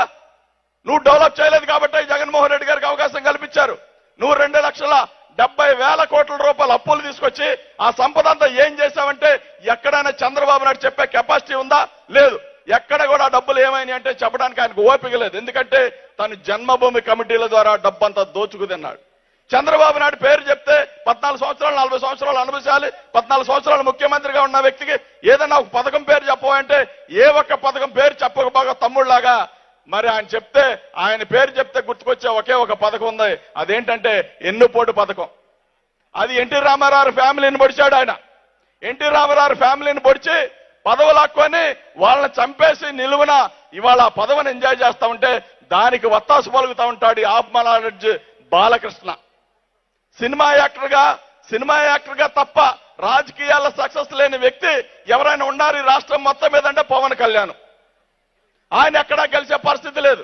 ఆయన తీసుకొచ్చి జగన్మోహన్ రెడ్డి గారిని రకరకాల మాటలు మాట్లాడుతూ ఉంటాడు. అండమాన్ అడవులకు పంపిస్తా, అక్కడ పంపిస్తా అని. అంటే త్రివిక్రమ్ గారు రాసిన డైలాగులు తీసుకొచ్చి మాట్లాడుతూ ఉంటాడు. ఒకే ఒక మాట చెప్పి ముగిస్తా. మీరందరూ ఒక్కసారి గమనించండి. ఇవాళ ఇంత సుభిక్షమైన పాలన జరుగుతా ఉంటే నందిగం సురేష్ అనేవాడు ఏనాడు కూడా ఎక్కడా పోటీ చేయనప్పటికీ కూడా ఇవాళ ఒక సామాన్య రైతు కూలీ కొడుకు పార్లమెంట్ లో గ్రీన్ ఇంక్ తో సంతకం పెడతా ఉన్నాడంటే, మన అవ్వాతాతలు బాగుంటా ఉన్నారంటే, ఇంత గొప్ప పాలన జరుగుతా ఉందంటే, మరి పేదవాడందరూ కూడా 35 లక్షల ఇల్లు కట్టి పెడతా ఉన్నారంటే అదంతా జగన్మోహన్ రెడ్డి గారి గొప్పతనం కాదు. ఒకసారి గమనించండి మీరందరూ కూడా. ఈ మధ్య కాలంలో మరి తెలంగాణలో పవన్ కళ్యాణ్ ఆయన పోటీ చేశాడు కదా, పోటీ చేశాడు లేదా?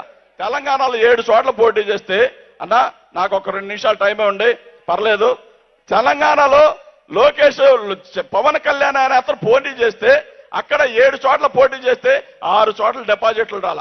అక్కడెక్కడ తెలంగాణలో మన దళిత బిడ్డ ఒక బిడ్డ పోటీ చేసింది. ఎవరా పిల్ల? బరిలక్ అనే పిల్ల పోటీ చేస్తే ఆ పిల్లకి డిపాజిట్లు వచ్చినాయి, పవన్ కళ్యాణ్కి రాల. ఇలాంటి వాళ్ళందరూ కలిసి మరి 151 సీటు ఎక్కడో తెలంగాణలో ఒక మామూలు నార్మల్ ఒక చిన్న బిడ్డ పోటీ చేస్తే ఆ పిల్లలకు వచ్చిన ఓట్లు మీకు రాకపోతే ఈ రాష్ట్రంలో 151 సీట్లు 30 మంది ఎంపీలతో ఉన్న జగన్మోహన్ రెడ్డి గారిని ఎలా ఓడిస్తారు నాయన? మీరందరూ సమాధానం చెప్పాల్సిన అవసరం ఉంది. అలాంటిది ఈ మధ్య కాలంలో లోకేష్ పాదయాత్ర చేస్తా ఉన్నాడు. పాదయాత్ర చేసినప్పుడు ఏం మాట్లాడుతా ఉన్నాడు అంటే, పాపం అది పాదయాత్రలో ఇంకో యాత్రలో నాకు అర్థం కాలేదు, కానీ ఎప్పుడు నడిచాడో తెలీదు. రోజుకు 40-50 కిలోమీటర్లు నడిచేసేవాడు. ఎట్లా నడిచేవాడు అంటే ఎవరికి చెప్పడు దాని సమాధానం.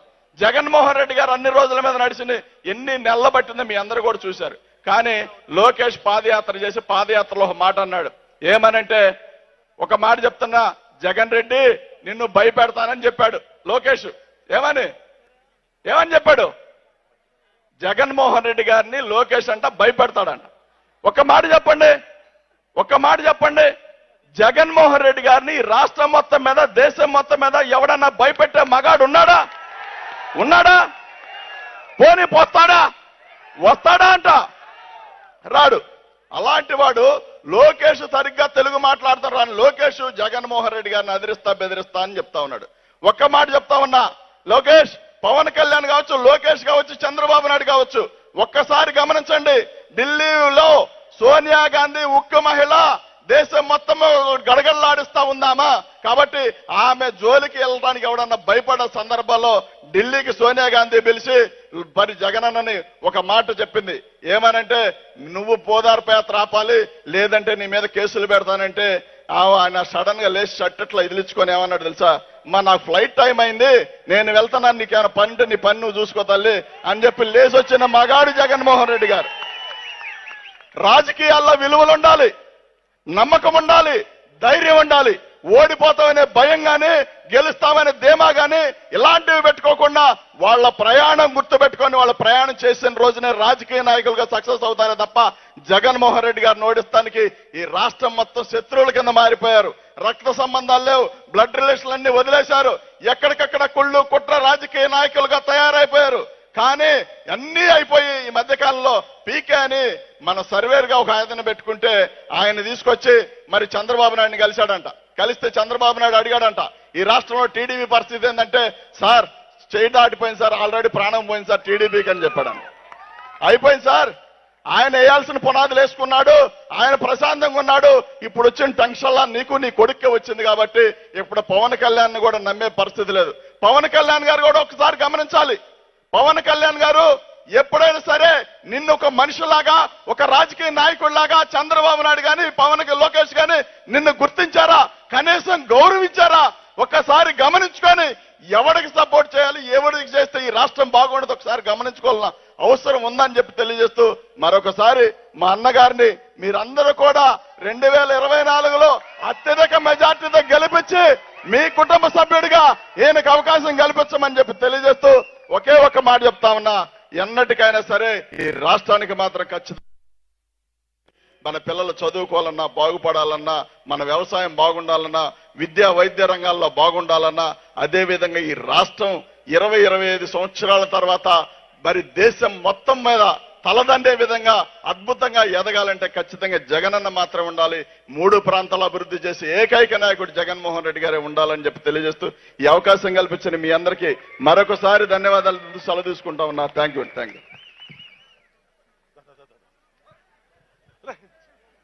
ఇప్పుడు మాజీ మంత్రివర్యులు, మన కాకినాడ రూరల్ శాసనసభ్యులు, మన కాకినాడ జిల్లా అధ్యక్షులు సోదరులు కన్నబాబు గారిని మాట్లాడవలసిందిగా కోరుతాం.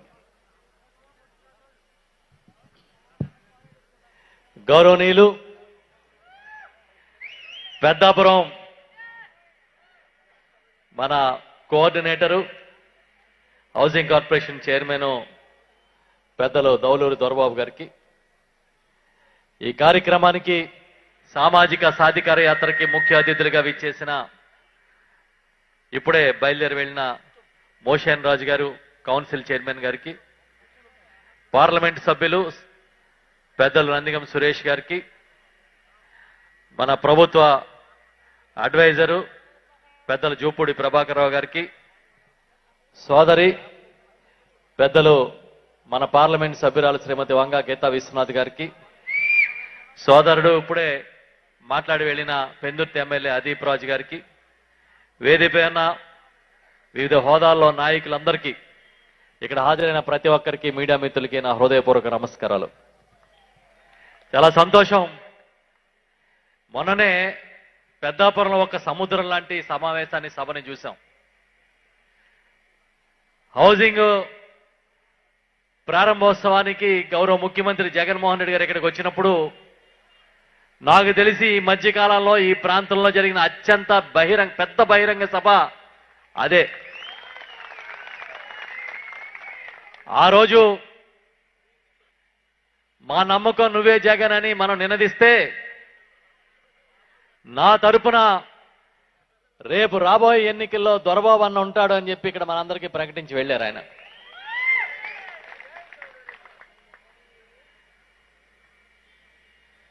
ఒక నాయకుడి పైన నమ్మకం ఉంచితే ఆ నాయకుడు ఏ విధంగా పరిపాలన చేస్తారు, ప్రజల పట్ల కానీ తనతో ఉన్న నాయకులతో కానీ ఏ విధంగా ప్రేమతో మెలుగుతారని చెప్పడానికి ఒకే ఒక నాయకుడిని ఉదాహరణగా చూపించవచ్చు. ఆ ఒక్క నాయకుడు మన ముఖ్యమంత్రి జగన్మోహన్ రెడ్డి గారు. సామాజిక సాధికారత గురించి మాట్లాడే వాళ్లే తప్ప చేతల్లో చూపించడానికి కనీసం ఒక ప్రయత్నం కూడా చేయలేని పరిస్థితుల్ని ఈ రాష్ట్రంలో చూశాం. ఈ రాష్ట్రంలో 2014-19 మధ్య ఉన్న కేబినెట్లో చూస్తే ఒక మైనార్టీకి మంత్రి పదవి ఇవ్వలే. ఎస్సీల్ని, ఎస్టీల్ని, బీసీల్ని మేనిఫెస్టోలో తప్ప అమల్లో కనీసం వారి సంక్షేమానికి ఒక చిన్న నిర్ణయం కూడా తీసుకొని చంద్రబాబు నాయకత్వాన్ని చూశాం. మాకు ఇది కావాలని ఎవరన్నా వెళ్తే మీ తోకలు కట్ చేస్తాను, మీ మూతులు ప్లాస్టర్ వేస్తానని చెప్పి నోటికి ఏమొస్తే అది మాట్లాడిన పరిస్థితులు ఆ రోజు తెలుగుదేశం పార్టీలో చూశాం. ఈరోజు మన ముఖ్యమంత్రి గారు, మన అన్న జగన్మోహన్ రెడ్డి గారు నా ఎస్సీలు, నా ఎస్టీలు, నా బీసీలు నా నుంచి వీళ్ళెవరిని వేరు చేయలేరు అని చెప్పి సమాజంలో అత్యధిక భాగం ఉన్న వారికి పాలనలో కూడా అదే రకమైన ఆ పర్సంటేజ్ దక్కాలని ఈరోజు ఎన్నో పదవుల్లో తీసుకొచ్చి కూర్చోబెట్టారు. ఇప్పుడే అన్న సురేష్ చాలా డీటెయిల్గా కూడా చెప్పారు. సామాజిక సాధికారతకి నిజమైన అర్థం చెప్పి నామినేటెడ్ పోస్టుల దగ్గర నుంచి ప్రతి ఒక్క అంశంలోని కూడా ఈరోజు జాగ్రత్తలు తీసుకుని నా వాళ్ళు బాగుండాలని ఒక గొప్ప సాధికారత కోసం శ్రీకారం చుట్టిన నాయకుడిగా జగన్మోహన్ రెడ్డి కనిపిస్తారు. కేవలం ఈ తరాలే కాదు, భవిష్యత్ తరాలు కూడా బాగుండాలనే ఆలోచనతోనే విద్య పైన, వైద్యం పైన పెద్ద ఎత్తున దృష్టి సారించి చివరికి పేదవారి పిల్లలు ఇంగ్లీష్ మీడియం చదువుకోవాలనే ప్రైవేట్ స్కూల్సే కాదు, ప్రభుత్వ పాఠశాలల్లో కూడా మనకి ఇంగ్లీష్ మీడియం చదువుకునే అవకాశాన్ని కల్పించాలని ఒక కలగని దానికోసం ప్రయత్నం చేస్తే దాని మీద కూడా కోర్టుకు వెళ్ళి పేదవాడి పిల్లలు నిమ్న జాతులుగా పేర్కొనే వారి పిల్లలు కూడా ఇంగ్లీష్ చదివితే మేమేమే వాళ్ళని చంద్రబాబు నాయుడు కోర్టులకు వెళ్ళిన పరిస్థితులు చూసాం. పెద్దలు చాలా చెప్పారు, ఒక్క మాట చెప్పి ముగిస్తా. ఈరోజు ఉదయం ఒక వీడియో చూసా, ఒక క్లిప్పింగ్. చంద్రబాబు నాయుడు గారు ఒక సభలో తాగుబోతులకి శుభవార్త అని చెప్తా ఉన్నాడు, మందుబాబులకి శుభవార్త అని చెప్తున్నాడు. ఏంటంటే తాను అధికారంలోకి వస్తే ఎక్కడ పడితే అక్కడ మందు దొరికే విధంగా చేస్తాడంట, తక్కువ ధరలకి మందు ఇప్పిస్తాడంట, కష్టపడి ఉంటారు కాబట్టి సాయంత్రమో క్వార్టరో ఫుల్లో వేసుకుంటే మీకు బాగుండేలాగా నేను చేస్తానని ఆయన ఒక హామీ ఇస్తా ఉన్నాడు. ఇవాళ ఉదయమే చూసే వీడియో మీరు కూడా చూస్తుంటారు. కానీ జగన్ అన్న ఏం చెప్పాడో తెలుసా? మీకు అనారోగ్యం వస్తే మీ ఇంటికి టెస్టులు చేయడానికి డాక్టర్లను పంపిస్తా, మీ ఇంటికి టెస్టులు చేయడానికి నర్సులను పంపిస్తా, మీ ఇంటికి ఉచితంగా మందులు పంపిస్తానని చెప్పాడు. నేను వస్తే తక్కువ ధరకి తాగడానికి తాగుబోతులకి మందు ఇస్తానని చంద్రబాబు కావాలా? నేను ఉన్నాను, మీకు అనారోగ్యం వస్తే కంటికి రెప్పలా కాపాడి జగనన్న ఆరోగ్య సురక్ష వంటి కార్యక్రమాలు పెట్టి మీ ఆరోగ్యాన్ని కాపాడతాను, మీ ఇంటికి డాక్టర్ని పంపిస్తాననే జగనన్న కావాలా అనేది ఆలోచించుకునే తరుణం మనకు వచ్చిందని ఈ సందర్భంగా చెప్తూ ఉన్నా. పచ్చి అబద్ధాలు కోరికి మాట మీద నిలబడే ఒక నాయకుడికి మధ్య, పేదలకి పెత్తందారులకి మధ్య రేపు యుద్ధం జరగబోతా ఉంది. ఈ యుద్ధంలో మన పక్షాన్ని నిలబడ్డ జగనన్నని మనం మద్దతిచ్చి నిలబెట్టుకోవాల్సిన అవసరం ఉందనే విషయాన్ని తెలియజేస్తూ ఈ అవకాశం ఇచ్చిన దొరబాబు గారికి, ఇతర పెద్దలందరికీ కూడా కృతజ్ఞతలు చెబుతూ సెలవు తీసుకుంటున్నాను. Thank you very much. ఇప్పుడు ఎప్పుడెప్పుడా అని ఎదురు చూస్తున్నటువంటి పెద్దలు జూపూడి ప్రభాకర్ గారిని మాట్లాడవలసిందిగా కోరుతున్నాను.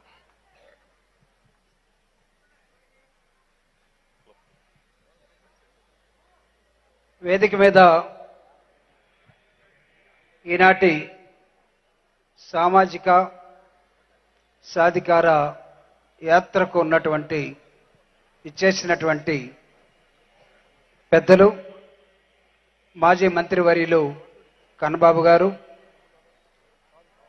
ఎంపీగా ఉన్నటువంటి నేను ఎక్కువగా అభిమానించే మా మేడం వంగగీత గారు, తమ్ముడు ఇంకొక ఎంపీ సురేష్ గారు, మాట్లాడి వెళ్ళిపోయినటువంటి కౌన్సిల్ స్పీకర్ చైర్మన్ మోషన్ రాజు గారు, వైజాగ్ నుంచి వచ్చి మాట్లాడినటువంటి ఎమ్మెల్యే అదీప్ రాజు గారు, వేదిక మీద ఉన్నటువంటి వివిధ హోదాల్లో ఉన్నటువంటి అక్కలు చెల్లెళ్ళు, అదేవిధంగా పెద్దలు, ఈనాటి ఈ సభకు ముఖ్య కారణమైనటువంటి వయస్సులో చిన్నవాడైన అద్భుతంగా పనిచేసే వ్యక్తిగా ఈరోజు మీ ముందు చేతులు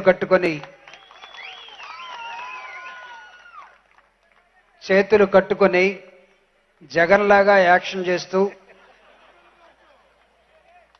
జనంలోకి వచ్చినప్పుడు దండం పెట్టాలి. ఎట్లా పెడతావు? పెట్టు, సరిగా పెట్టు, అట్లనే పెట్టు, అట్లనే. ఇంకా పైకెత్తు చెయ్యి, ఇంకా ఇంకా ఇంకా ఇంకా మీరు పెట్టరా? ఈయన పెడితే మీరు పెట్టరా? ఈ సభలో చాలా తక్కువ సమయం తీసుకొని మీ ముందు కొన్ని ముఖ్యమైనటువంటి విషయాలు చెప్పడానికి ఒక చిన్న ప్రయత్నం చేస్తాను. మీకు తెలుసు, ఎన్నో ఏళ్లుగా ఈ సమాజాన్ని చూస్తున్నట్టు మీకు ఎవరు మంచివాళ్ళు, ఏ పార్టీ మంచిదో, ఏ పార్టీ చెడ్డదో, ఏ నాయకుడు మంచివాడో, ఏ నాయకుడు చెడ్డవాడో, ఏ నాయకుడు ప్రజల గురించి ఆలోచిస్తాడో, ఏ నాయకుడు చెప్పి మర్చిపోతాడో నేను ప్రత్యేకంగా మీకు చెప్పాల్సిన అవసరం లేదు. గత 4.5 సంవత్సరాలుగా ఈ రాష్ట్రంలో మీరు ఎన్నుకొని పరిపాలించండి పంపినటువంటి ఒక ముఖ్యమంత్రి జగన్మోహన్ రెడ్డి గారు నిజంగా తిరిగి మాకు మీరే కావాలనే వాళ్ళు ఒక్కసారి మీ కుడి చెయ్యి ఉంటే ఎత్తమని నేను కోరుతా ఉన్నాను. తిరిగి జగన్మోహన్ రెడ్డి గారు మాత్రమే కావాలనే వాళ్ళు మీ కుడి చెయ్యి తెచ్చుంటే ఒక్కసారి ఎత్తమని కోరుతా ఉన్నాను, అక్కడ కూర్చున్న వాళ్ళని కూడా. దయచేసి సభంతా చివరి దాకా ఎత్తున్నారు. రెండు చేతులు కట్టుకున్న వాళ్ళు కాదు. జగన్మోహన్ రెడ్డి గారు నిజంగా మీకు కావాలంటే మీరు కుడి చేయి తెచ్చుంటే ఒకసారి ఆ చేయి పైకి ఎత్తమని కోరుతా ఉన్నా. అది అలానే ఉంచండి. ఒక్కసారి కూర్చున్న వాళ్ళు కూడా లేచి నిలబడగలరా? కూర్చున్న ఓ చాలా స్పీడ్గా లేచారు. ఆ చెయ్యి అలానే ఉంచారు కదా. మీ ఎడం చెయ్యి కూడా ఎక్కడన్నా బీరువాలో పెట్టకుండా తెచ్చుంటే దాన్ని కూడా పైకెత్తండి. కెమెరాలు వీలైతే అటు తిప్పుకోండి. కెమెరాలు వీలైతే అటు తిప్పుకోండి. ఒక్కసారి ఆ రెండు చేతులు కలిపి ఇక్కడ నుంచి ఆ 2 కిలోమీటర్ల దాకా రెండు చేతులు కలిపి జగనన్నకి వినపడేటట్టుగా ఒక్కసారి చప్పట్లు కొట్టగలరా? నేను ఆపమనేంత వరకు మీరు కొడుతూనే ఉండాలి. గట్టిగా కొట్టాలయా చప్పట్లు.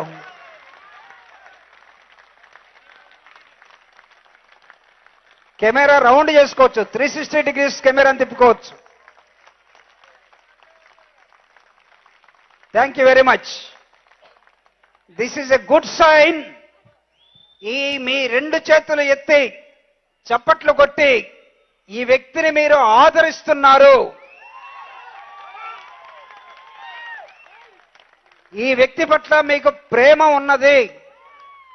ఈ వ్యక్తి మీకు పనికొస్తాడని మీరు భావిస్తున్నారు. దానికి సంకేతం మాత్రమే మీరు లేచి నిలబడి రెండు చేతులు ఎత్తి చప్పట్లు కొట్టడం.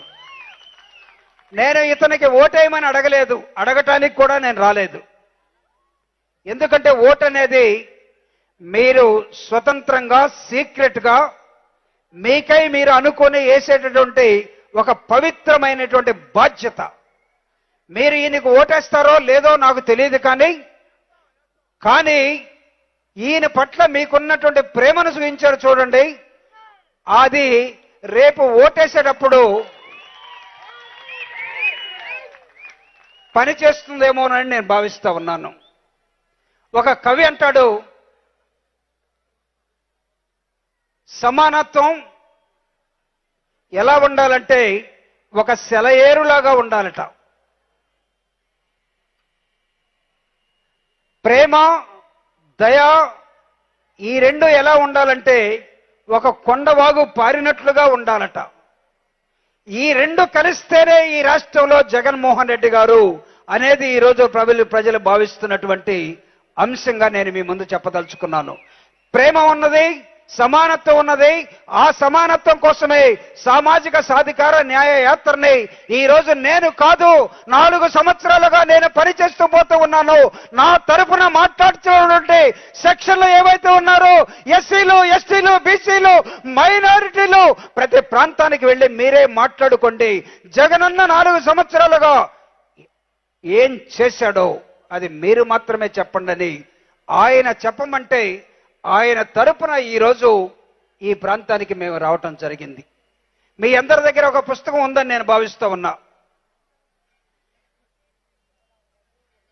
ఈ పుస్తకం ఎవరైనా చేతిలో ఉందా ఇక్కడ? ఇది 24 పేజీల పుస్తకం. ఈ 24 పేజీల పుస్తకంలో జగన్మోహన్ రెడ్డి గారు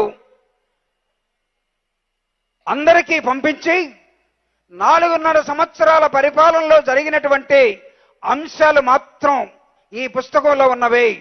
ఈ 24 పేజీల ప్రజా పరిపాలన మొత్తం ఎక్కడి నుంచి వచ్చిందంటే 9 సంవత్సరాల నా పాదయాత్ర, దాదాపు 5 సంవత్సరాల ఓదార్పు యాత్ర, ఒక 4 సంవత్సరాల ప్రజా సంకల్ప యాత్ర, ప్రజల్ని అర్థం చేసుకునే విధానం, ఒక 4 పేజీల మేనిఫెస్టోగా తయారు చేసుకుని ఆ 4 పేజీల్ని 9 సంవత్సరాల సుదీర్ఘమైన నా ప్రయాణాన్ని ఈ 24 పేజీల్లో పెట్టాను. వీలైతే చదువుకోండి. జగన్మోహన్ రెడ్డి గారు ఏం చేస్తున్నాడో, ఏం ఆలోచిస్తున్నాడో, ఆయన సిద్ధాంతం ఏంటో, ఆయన భావాలేంటో, ఆయన ఎలాంటి సమాజాన్ని కోరుకుంటూ ఉన్నాడో దానికి నిదర్శనంగా ఈ పుస్తకం ఉన్నది. ఇలాంటి పుస్తకాన్ని పవన్ కళ్యాణ్ ఏమైనా ముద్రించాడా? ఇలాంటి పుస్తకాన్ని చంద్రబాబు నాయుడు తన 40 సంవత్సరాల జీవిత చరిత్రలో ఎప్పుడైనా ముద్రించి ఇచ్చాడా? తరచి చూసుకోవాల్సిన బాధ్యత మీదే, మాది కాదు. కాస్త కోస్తా తెలిసినటువంటి వాళ్ళగా సమాజం పట్ల ఈ అట్టడుగు వేల సంవత్సరాలుగా అట్టడుగు వర్గాలుగా ఇంకా దళితులుగా పేదవాళ్ళుగా లేకపోతే అణగారిన వర్గాలుగా అంటరాని కులాలుగా పిలువబడుతున్నటువంటి ఈ సమాజాన్ని మార్చండి. చేతనైతే ఆ దిశగా మాత్రమే మీరు పరిపాలన చేయండి అని ఒక పుస్తకాన్ని, రాజ్యాంగం అనే పుస్తకాన్ని డాక్టర్ బాబాసాహెబ్ అంబేద్కర్ పాలకుల చేతికిస్తే ఆ పాలకులు దానిని ఎక్కడో గంగలో మట్టిలో పడేసి వాడికి ఇష్టం వచ్చినట్టు పరిపాలించుకుంటూ 76 సంవత్సరాలు గడిపేస్తే 9 సంవత్సరాలు తిరిగినటువంటి కుర్రవాడు రాజశేఖర రెడ్డి మరణానంతరం ప్రజల్లోకి వచ్చినటువంటి ఒక 38 సంవత్సరాల వయసున్న కుర్రవాడు ఆ రోజు ప్రజల మధ్యకొచ్చి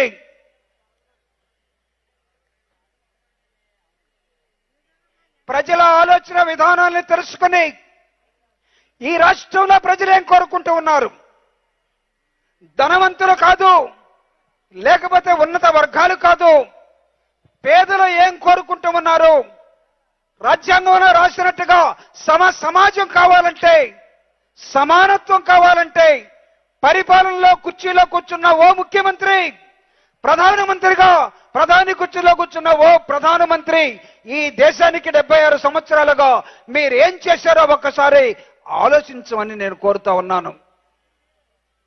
ఇస్త్రీ నలగినటువంటి బట్టలేసే చంద్రబాబు నాయుడు, రోజుకు 3 జతలు మార్చే మోడీ, లేకపోతే సినిమాల్లో రకరకాల వేషాలతో ఉండే పవన్ కళ్యాణ్, చెప్పండి సమాధానం. ఎలాంటి సమాజం మీకు కావాలో నేను అడుగుతూ ఉన్నా. జగన్మోహన్ రెడ్డి గారు ఎప్పుడైనా ఆర్భాటాలకు పోయినట్టు ఒక ముఖ్యమంత్రిగా తను గర్వంగా ఉన్నట్టు ఎక్కడైనా కనపడిందా? లేదనే సమాధానం వస్తుంది. నన్ను అడిగారు కొన్ని లక్షల మంది, జూపుడన్నా జగన్ దగ్గరగా చూస్తున్నావు కదా, ఆయన అంత సింపుల్ గా కనపడతాడే, కారణం ఏంటంటే ఎదిగే కొద్దీ ఒదిగి ఒదిగి ఉండమని వాళ్ళ నాన్న చెప్పిన మాటల్ని పాటిస్తున్నటువంటి ముఖ్యమంత్రి అని చెప్పాను. ఎందుకు వచ్చింది ఇంగ్లీష్ మీడియం ప్రభుత్వ పాఠశాలల్లో? తన బిడ్డలు ఇంగ్లీష్ మీడియంలో చదువుకొని అమెరికాలో ఉన్నారు. చంద్రబాబు నాయుడు కొడుకు ఆ మంగళగిరా మందలగిరా అదేదో అంటాడు, ఆయన ఎక్కడ చదువుకున్నాడో మాకు తెలియదు. కానీ ఈ రాష్ట్రంలో కోటాను కోట్ల మంది ప్రజలు ప్రభుత్వ పాఠశాలలో చదువుతున్నారు. వాళ్ళంతా పేదలు. ఈరోజు మీరెళ్ళి చూడండి, ప్రభుత్వ పాఠశాలల్లో అగ్రవర్ణాలకి, డబ్బున్న వాళ్ళకి, వాళ్ళకున్న పిల్లలు ఎవడు కూడా ప్రభుత్వ పాఠశాలకు రాడు. ప్రభుత్వ టీచర్కి లక్షలాది జీతాలు వస్తూ ఉంటాయి. కానీ ఎందుకు ఆ టీచర్లు అసంతృప్తి అనే ఒక నినాదాన్ని వినిపిస్తున్నారో నాకైతే అర్థం కావటం లేదు. నేను ఒక జనరల్ మేనేజర్గా, ఒక మెకానికల్ ఇంజనీర్గా కేంద్ర ప్రభుత్వ సంస్థలో 17 సంవత్సరాలు ఉద్యోగం చేసి దాదాపు లక్షల రూపాయలు శాలరీ తీసుకున్నటువంటి ఒక ఉద్యోగస్తులుగా నేను చెప్తూ ఉన్నాను. మనం తీసుకునే శాలరీ, మనం తీసుకునే ప్రతి పైసా పేదవాడి స్వేదంతో నిర్మించబడినటువంటిది అని గుర్తుపెట్టుకోమని నేను కోరుతా ఉన్నాను. జగనన్న ఆలోచన విధానం వర్ధిల్లాలి ఈ రాష్ట్రంలో. ఏమిటి ఆలోచన విధానం అని మీరు ఒక్కసారి ఆలోచిస్తే, ప్రభుత్వ బడుల్లో ఈ రోజు ఇంగ్లీష్ మీడియం వచ్చింది. ఇంగ్లీష్ మీడియం పేదలు చదువుకుంటే తెలుగు ఎక్కడో చచ్చిపోతుందట. కాబట్టి ప్రభుత్వ పాఠశాలల్లో ఇంగ్లీష్ మీడియం పెట్టవద్దు. కారణం ఏంటని లోతుగా ఇళ్ళు చూస్తే, గొప్పవాళ్ల పిల్లలకి పేదవాడు ఇంగ్లీష్ మీడియంలో చదివితే రేపటి నుంచి ఇంట్లో పనిచేసేవాడు దొరకడు, కూలోడు దొరకడు, పొలాల్లో పనిచేసేవాడు దొరకడు. ఇళ్లల్లో వీళ్ళ అమ్మానాలని ఇక్కడ ముసలివాళ్ళని వదిలేసి వీడు అమెరికాలో కురుకుతూ ఉంటే వీళ్ళకి ముడ్డి గడగడానికి పేదవాడు పిల్లవాడు తప్ప వీళ్ళు లేరు. తెలుగు చచ్చిపోతుందట. తెలుగు ఎక్కడ చచ్చిపోతుందో వెంకయ్య నాయుడు, తెలుగు ఎక్కడ చచ్చిపోతుంది చంద్రబాబు నాయుడు. మీ పిల్లవాడు అమెరికాలో చదువుకుంటే మీరు తెలుగు చచ్చిపోయిందా? వెంకయ్య నాయుడు మనవరాళ్ళు అమెరికాలో ఉంటే తెలుగు చచ్చిపోయిందా? దేనికోసం వెళ్ళారు సుప్రీంకోర్టుకి? పేదవాడు ఇంగ్లీష్ మీడియం చదవకూడదని సుప్రీంకోర్టుకి వెళ్ళాడు. పేదవాడు ఇంగ్లీష్ మీడియం చదువుకుంటే వాళ్ళకి పని మనుషులు దొరకరు, పేదవాడు ఇంగ్లీష్ మీడియం చదువుకుంటే వాళ్ళకి కూలి వాళ్ళు దొరకరు. అది స్వార్థం. కానీ వాళ్ళేం చెప్తున్నారంటే తెలుగు సంస్కృతి చచ్చిపోతుందట. ఒరే ఎదవల్లారా, తెలుగు సంస్కృతి చచ్చిపోదు. తెలుగుని కనిపెట్టినా, భాషను కనిపెట్టినా, నన్నయ్య, ఎర్రాప్రగడ, తిక్కన వీళ్ళందరూ కూడా వాళ్ళు చచ్చిపోయారు కానీ వాళ్ళు ఇచ్చిన భాష చచ్చిపోలేదు. భాషకు మరణం లేదు, భాషకు మరణం లేదు. ఒకవేళ మీకు సరిగా ఇంగ్లీష్ రాకపోతే చంద్రబాబు నాయుడు గారు ఐఎమ్ సారీ, మేమేం చేయలేం. మీకు సరిగా తెలుగు రాకపోతే పవన్ కళ్యాణ్ గారు మేమేం చేయలేం. ఆయనే చెప్తుంటాడు ఒక్కోసారి, నేను 7 ఫెయిల్ అయ్యాను. 7 అంటే అదేమో డిగ్రీ అనుకున్నాడేమో తెలీదు. 7వ తరగతి ఫెయిల్ అయ్యాడట, ఇంకొక మీటింగ్ లో చెప్తాడు ఇంటర్ పాస్ అయ్యాడట, ఇంకొక మీటింగ్ లో చెప్తాడు డిగ్రీ డిస్కంటిన్యూడ్ అట. ఏమన్నా మీ సినిమాల్లాగా ఒకటి పాస్ అయ్యి ఒకటి ఫెయిల్ అవడానికి సినిమాలు అనుకున్నారా? ఈ రాష్ట్రంలో ఎవరు జతకట్టారో ఒకసారి చూడండి. జగన్మోహన్ రెడ్డి అనే ఒక నిజాయితీ పరుడికి, జగన్మోహన్ రెడ్డి అనే ఒక మాట మీద నిలబడే వ్యక్తికి వ్యతిరేకంగా ఈరోజు ఈ రాష్ట్రంలో ఎవరు జతకట్టారంటే జీవితంలో ఇతన్ని నమ్మకూడదని సమాజం ఒక ముద్ర వేసినటువంటి చంద్రబాబు నాయుడు ఒకడు. ఎవరన్నా అనుకుంటారా చంద్రబాబు నాయుడిని నమ్మచ్చునబ్బా, ఏం కాదు ఈయన మాట చెప్తే ఖచ్చితంగా చేస్తాడని అనుకుంటారా ఎవరన్నా? ఎవరు నమ్మరు. అతనికి తోడేయాడు మాట మీద నిలకడలేనటువంటి ఒక వ్యక్తి. ఎవరయ్యా ఆయనంటే సినిమాల నుంచి ఇలా ఇలా వచ్చేసాడు. అతను ఏం చేస్తాడో, ఎప్పుడెక్కడ ఉంటాడో నేను ఇంకా ఆయన పర్సనల్ లైఫ్లోకి నేను వెళ్ళదలుచుకోలేదు, తెలీదు. వీళ్ళిద్దరు కలవాలట, వీళ్ళిద్దరు ముఖ్యమంత్రులు కావాలట. 40 సంవత్సరాల చరిత్ర ఉందని చెప్తున్న చంద్రబాబు నాయుడికి మీరందరూ కూడా ఒక సవాల్ విసిరాల్సిన అవసరం ఉంది. ఈరోజు భారత రాజ్యాంగం ప్రకారం ఎన్నికల్లో గెలిస్తే ఎమ్మెల్యే, ఓడిపోతే ఓడిపోయిన ఎమ్మెల్యే, గెలిచిన ఎమ్మెల్యేలు ముఖ్యమంత్రిని ఎన్నుకుంటారు. ఆ ఎమ్మెల్యేలు ఆ పార్టీ వాళ్ళు మెజారిటీ వస్తే ముఖ్యమంత్రి ఆ విధంగా అవుతాడు. కానీ 40 సంవత్సరాల ఇండస్ట్రీ అని చెప్తున్న చంద్రబాబు నాయుడు ఇటీవల ఎక్కుళ్ళు పెట్టి ఏడుస్తూ అసెంబ్లీలో ఏం చెప్పాడంటే, నేను మళ్ళా ముఖ్యమంత్రిని అయితే తప్ప ఈ సభలోకి రాను అని వెళ్ళిపోయాడు అతను. ప్రజాస్వామ్యాన్ని అపహాస్యం చేస్తున్నటువంటి వ్యక్తులు వీళ్ళందరూ. అంటే నువ్వు ముఖ్యమంత్రి అయితే తప్ప నీలో ఎంత స్వార్థం కనబడుతూ ఉన్నది. నువ్వు రాజు కావాలని, నువ్వు ముఖ్యమంత్రి కావాలని, నువ్వు ఏలాలని, నువ్వే నిరంతరం జీవితకాలం ఉండాలనుకోవడానికి ఇది నీ అబ్బ సంపాదించిన చోట పొలమా? ఇది డాక్టర్ బాబాసాహెబ్ అంబేద్కర్ ఇచ్చినటువంటి రాజ్యాంగం. ఒళ్ళు దగ్గర పెట్టుకోండి, రాజ్యాంగాన్ని చదువుకోండి. 40 years ఇండస్ట్రీ 4 గీసుకోవటానికా, ముడ్డి గడుక్కోవటానికా? What for? You must understand before you talk what you are talking. Don't try to talk nonsense. We are here to question. రాజ్యాంగాన్ని తెలిసినటువంటి వ్యక్తులుగా మాట్లాడటానికి మేము ఇక్కడ ఉన్నాం. ఏ అసెంబ్లీలో ఏడ్చిపోతే ఈ బోడి వాళ్ళు పోతే ఇంకొకటి రాడా? రాజశేఖర రెడ్డి గారు మరణించిన తర్వాత ఈ రాష్ట్రంలో ముఖ్యమంత్రులు రాలేదా? పరిపాలించలేదా? రోసయ్య రాలేదా? తర్వాత ఇంకొకరు రాలేదా? అంటే ఇతనే ముఖ్యమంత్రిగా జీవితకాలం ఉండాలట, ఇతని వర్గాలే ఉండాలట, ఇతర మనుషులే ఉండాలట, మిగతా వాళ్ళు ఈ దేశంలో ఉండకూడదట. ఎంత కొవ్వండి! ఈ కొవ్వుని కరిగించాల్సిన అవసరం ఉంది. మీ ఓటు హక్కుతోటి ఓటున్న వాళ్ళు గట్టిగా ఒకసారి చేతులెత్తి ఇలాంటి వాళ్ళందరూ కూడా ఈ కేటుగాళ్ళకి కొవ్వున్న వాళ్ళని కొవ్వు తీస్తామని చెప్పాల్సిన అవసరం ఉంది. What is a secret weapon? ఇది వేరే వాడిని బెదిరించడానికి కత్తిలాగా జేబులో పెట్టుకునే కత్తి కాదు. లేకపోతే ఇదిగో గన్మెన్ లాగా ఒకవైపు గన్ను చూపిస్తూ తిరిగేది కాదు. What is a secret weapon? అది ఎక్కడుంటుందో తెలియదు.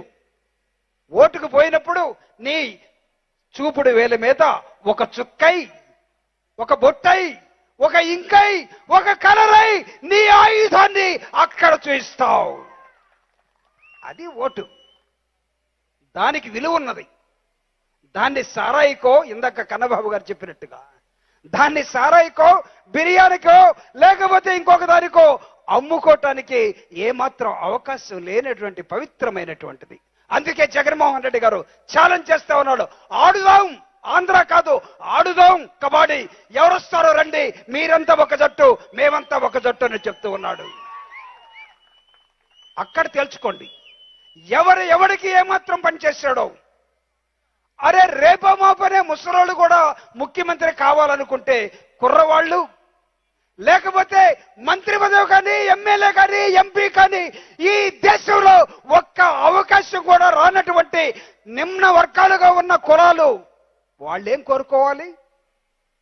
తరతరాలుగా ఈ అట్టడుగు వర్గాలుగా ఉన్నటువంటి మా ముత్తాతలు, మా తాతలు, మా తండ్రులు మేము ఎప్పుడు ఆ చట్టసభల్లోకి వెళ్ళలేదే, మేమేం కోరుకోవాలి? జీవితకాలం ప్రతి 5 సంవత్సరాలకి మీకు ఓట్లేసి నిన్ను, మీ మామని, రేపు నీ కొడుకుని, ఆ తర్వాత నీ మనవణ్ణి పంపడానికి మా చెగుల్లో ఏమన్నా పూలున్నాయా చంద్రబాబు? అరే ఇదిగో ఇక్కడ ఉన్నటువంటి ఈ సమాజంలో ఇక్కడ బ్రతుకుతున్న ప్రతి వాడు ఆశాజీవిగా బ్రతకాలి. ఆశ దేనికోసం అంటే సమాజాన్ని బ్రతికించడం కోసం కాదు. ఆశ దేనికోసం అంటే సమాజాన్ని దోచుకోవటం కోసం కాదు.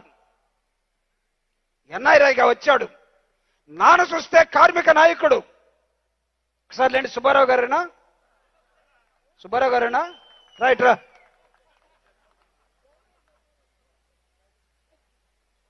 అట్లీస్ట్ ఇతనికి ఈయనున్నాడు, మా నాన్న కార్మిక నాయకుడుగా చాలా సేవ చేశాడు, మా నాన్నని చూసైనా నాకు ఓటేయండి అని అడగటానికి.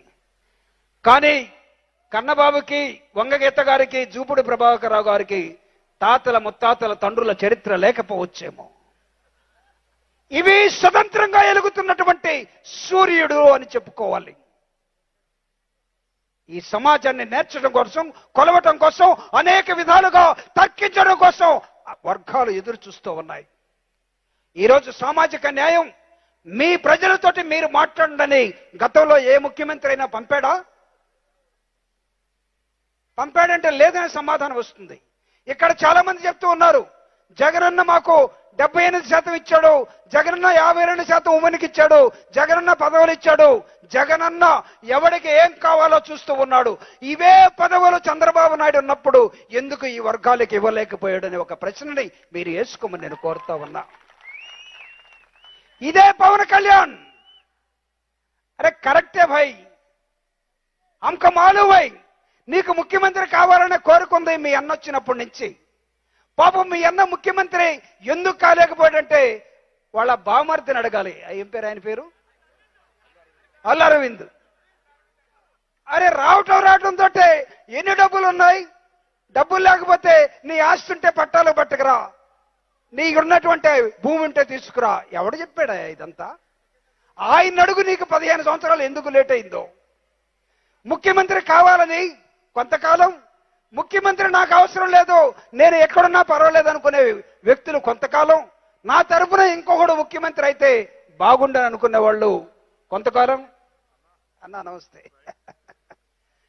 ఎక్కడ ఎటుపోతున్నాం? 3 పూట్ల అన్నం తినాలని, కడుపు నింపుకోవాలని ప్రతి మనిషి కడుపు నిండా అన్నం తినాలని కోరుకుంటాడు. కానీ ఈ భారతదేశం కేంద్ర ప్రభుత్వ లెక్కల ప్రకారం, మేడం పార్లమెంట్ మెంబర్, పార్లమెంట్ లో కావాలంటే చూడండి, ఈ దేశ ప్రధాని ఇచ్చినటువంటి లెక్కల ప్రకారం ఇంకా ఈ దేశంలో 76 సంవత్సరాల తర్వాత 30 కోట్ల మంది ఒక్క పూట అన్నంతో వాళ్ళ జీవితాన్ని గడుపుతున్నారు అని కనబడుతూ ఉన్నది. How shame it is, sad. మీరు పరిపాలనకి పనికొస్తారని నేను అడుగుతా ఉన్నా. పరిపాలనకి పనికిరాని యధవులందరూ కూడా కుర్చీల మీద కూర్చొని ఆ కుర్చీ కోసం మళ్ళా మేమే గెలవాలి, ఒకవేళ నేను సొంతగా గెలవకపోతే ఇంకొకటి సహాయం తీసుకోవాలి, మేము గ్రూపుగా వస్తామంటే సింహం సింగిల్గానే వస్తుంది అనే జగన్మోహన్ రెడ్డి గారు ముందుకొస్తా ఉన్నాడు. మేము చెప్తూ ఉండేవాళ్ళం, తుపాకీ పేలిందా లేదన్నది కాదు, గుండు దిగిందా లేదా అన్నది మాత్రమే ముఖ్యం. ప్రతి వాడికి దించుతాడు.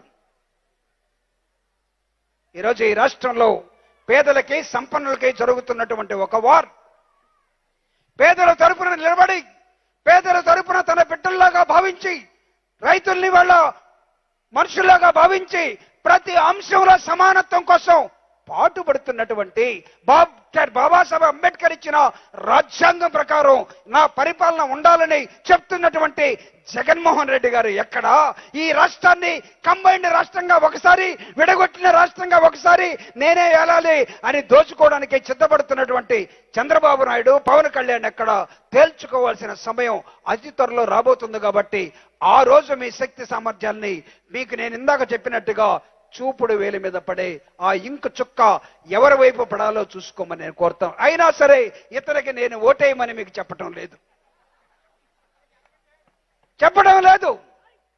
నేను ఆ విషయాన్ని ప్రస్తావించదలుచుకోలేదు. ఎందుకంటే దట్ ఈజ్ యువర్ ప్రాపర్టీ. మీకు తెలుసో లేదో, దట్ ఈజ్ యువర్ ప్రాపర్టీ. రేపు ఏ నాయకుడి మీద మీకు సర్వ హక్కులు ఉండాలో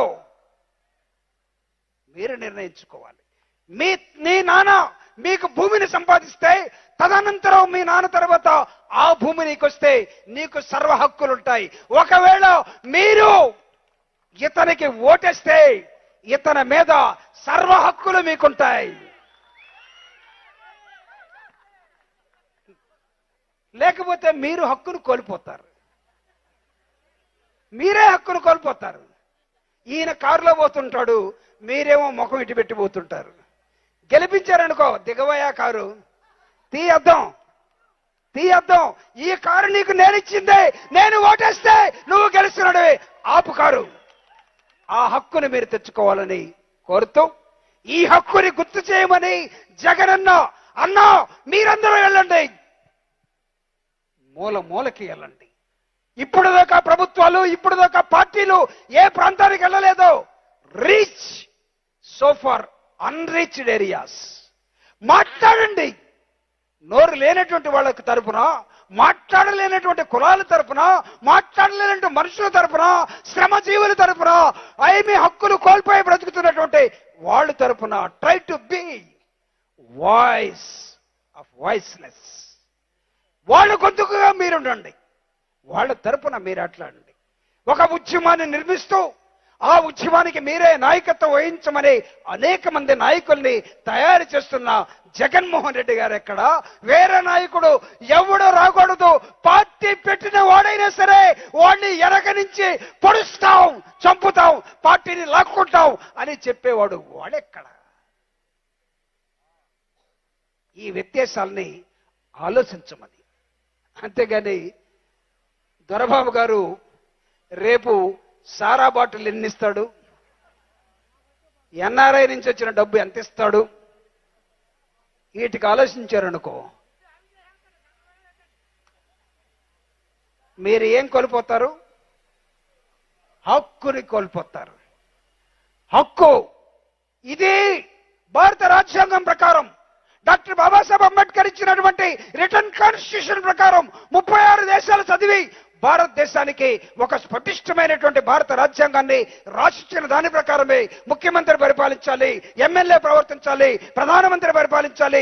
ఈ విధంగా ఉన్నప్పుడే ఈ దేశం అగ్రవర్ణాల సరస్సున, అగ్ర దేశాల సరస్సున, అభివృద్ధి చెందిన దేశాల సరస్సున పేదవాళ్ళందరూ కూడా జగనన్న చెప్తూ ఉంటారు, పేదింటి పిల్లలు ప్రపంచాన్ని ఏలాల్సిన అవసరం ఉంది. ఎవరి కోరిక ఇది? ఎవరి కోరిక?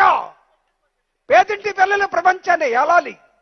తల్లిదండ్రులు మా పిల్లవాడు కూడా కలెక్టర్ కావాలి, డాక్టర్ కావాలి, ఇంజనీర్ కావాలనుకుంటాడు. కానీ ఈ రాష్ట్రంలో పరిపాలించే ఒక ముఖ్యమంత్రి 2,40,000 కోట్ల రూపాయల్ని ప్రభుత్వ డబ్బుల్ని ప్రజలకు పంపించాడు. ఈయనకి తెలియదు, ఆమెకి తెలియదు, ఆయనకి తెలియదు. వాళ్ళు కూడా గడప గడపకు తిరిగేటప్పుడు ఆ వాలంటీర్ ఒక పుస్తకం పట్టుకొస్తే, అమ్మా మీ ఇంటికి ఎంత వచ్చింది? 5 లక్షలు వచ్చిందయ్యా.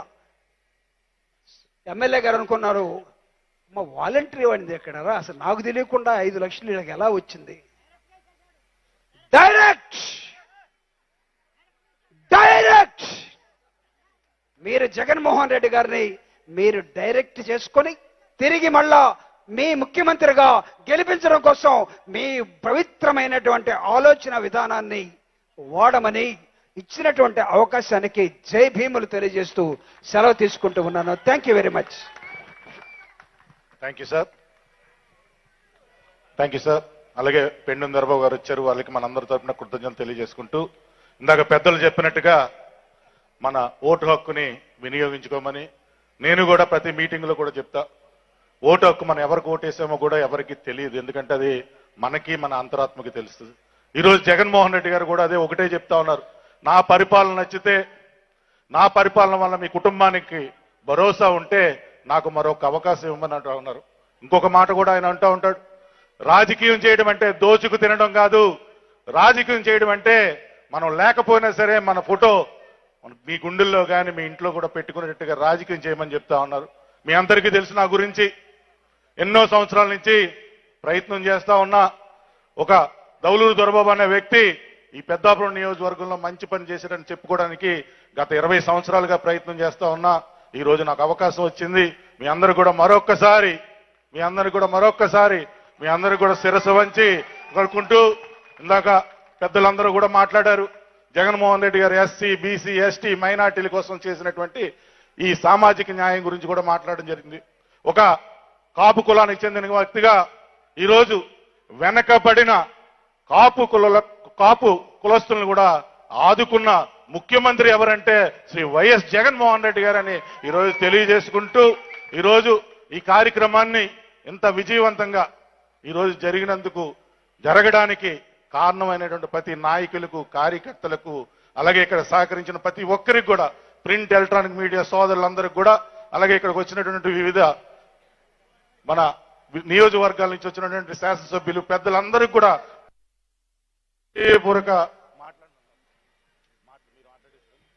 హృదయపూర్వక కృతజ్ఞతలు తెలియజేసుకుంటూ, మరొకసారి మీ అందరికీ కూడా కృతజ్ఞతలు తెలియజేసుకుంటూ, ఒకసారి జై జగన్, జై జగన్, జై జగన్.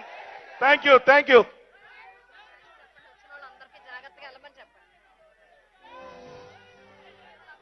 వచ్చిన వాళ్ళందరూ కూడా ఇప్పటికే కాలాతీతమైంది, మీ అందరికీ తెలుసు. కాబట్టి ప్రతి ఒక్కరు కూడా జాగ్రత్తగా వెళ్ళమని మీ అందరూ కూడా మరొకసారి నా తరపున, మా ఎంపీ సోదరిమణి శ్రీమతి వంగ గీతా విశ్వనాథ్ గారి తరపున మేము కోరుకుంటూ సెలవు తీసుకుంటా ఉన్నా. దేవుడు మంచి జరుగుతుంది, బలోపేతం అవుతుంది అని అడిగిన వెంటనే ఏమాత్రం కూడా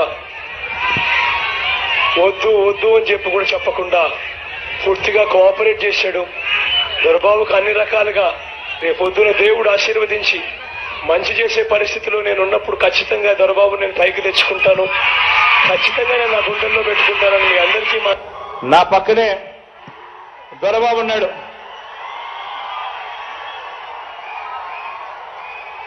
నాకు తమ్ముడు లాంటి వాడు. రేపొద్దున మీరందరూ ఆశీర్వదిస్తే నా తమ్ముడు ఇక్కడి నుంచి ఎమ్మెల్యేగా కూడా వస్తాడు. జగనన్న అడుగు జాడలలో మన దొరన్న అదిగదిగో మన దౌలూరి దొరన్న వస్తున్నాడు. అడుగడుగో దొరన్న మనసున్న మహారాజన్న, నీ వెంటే నేనంటూ మన కోసం వచ్చాడన్నా.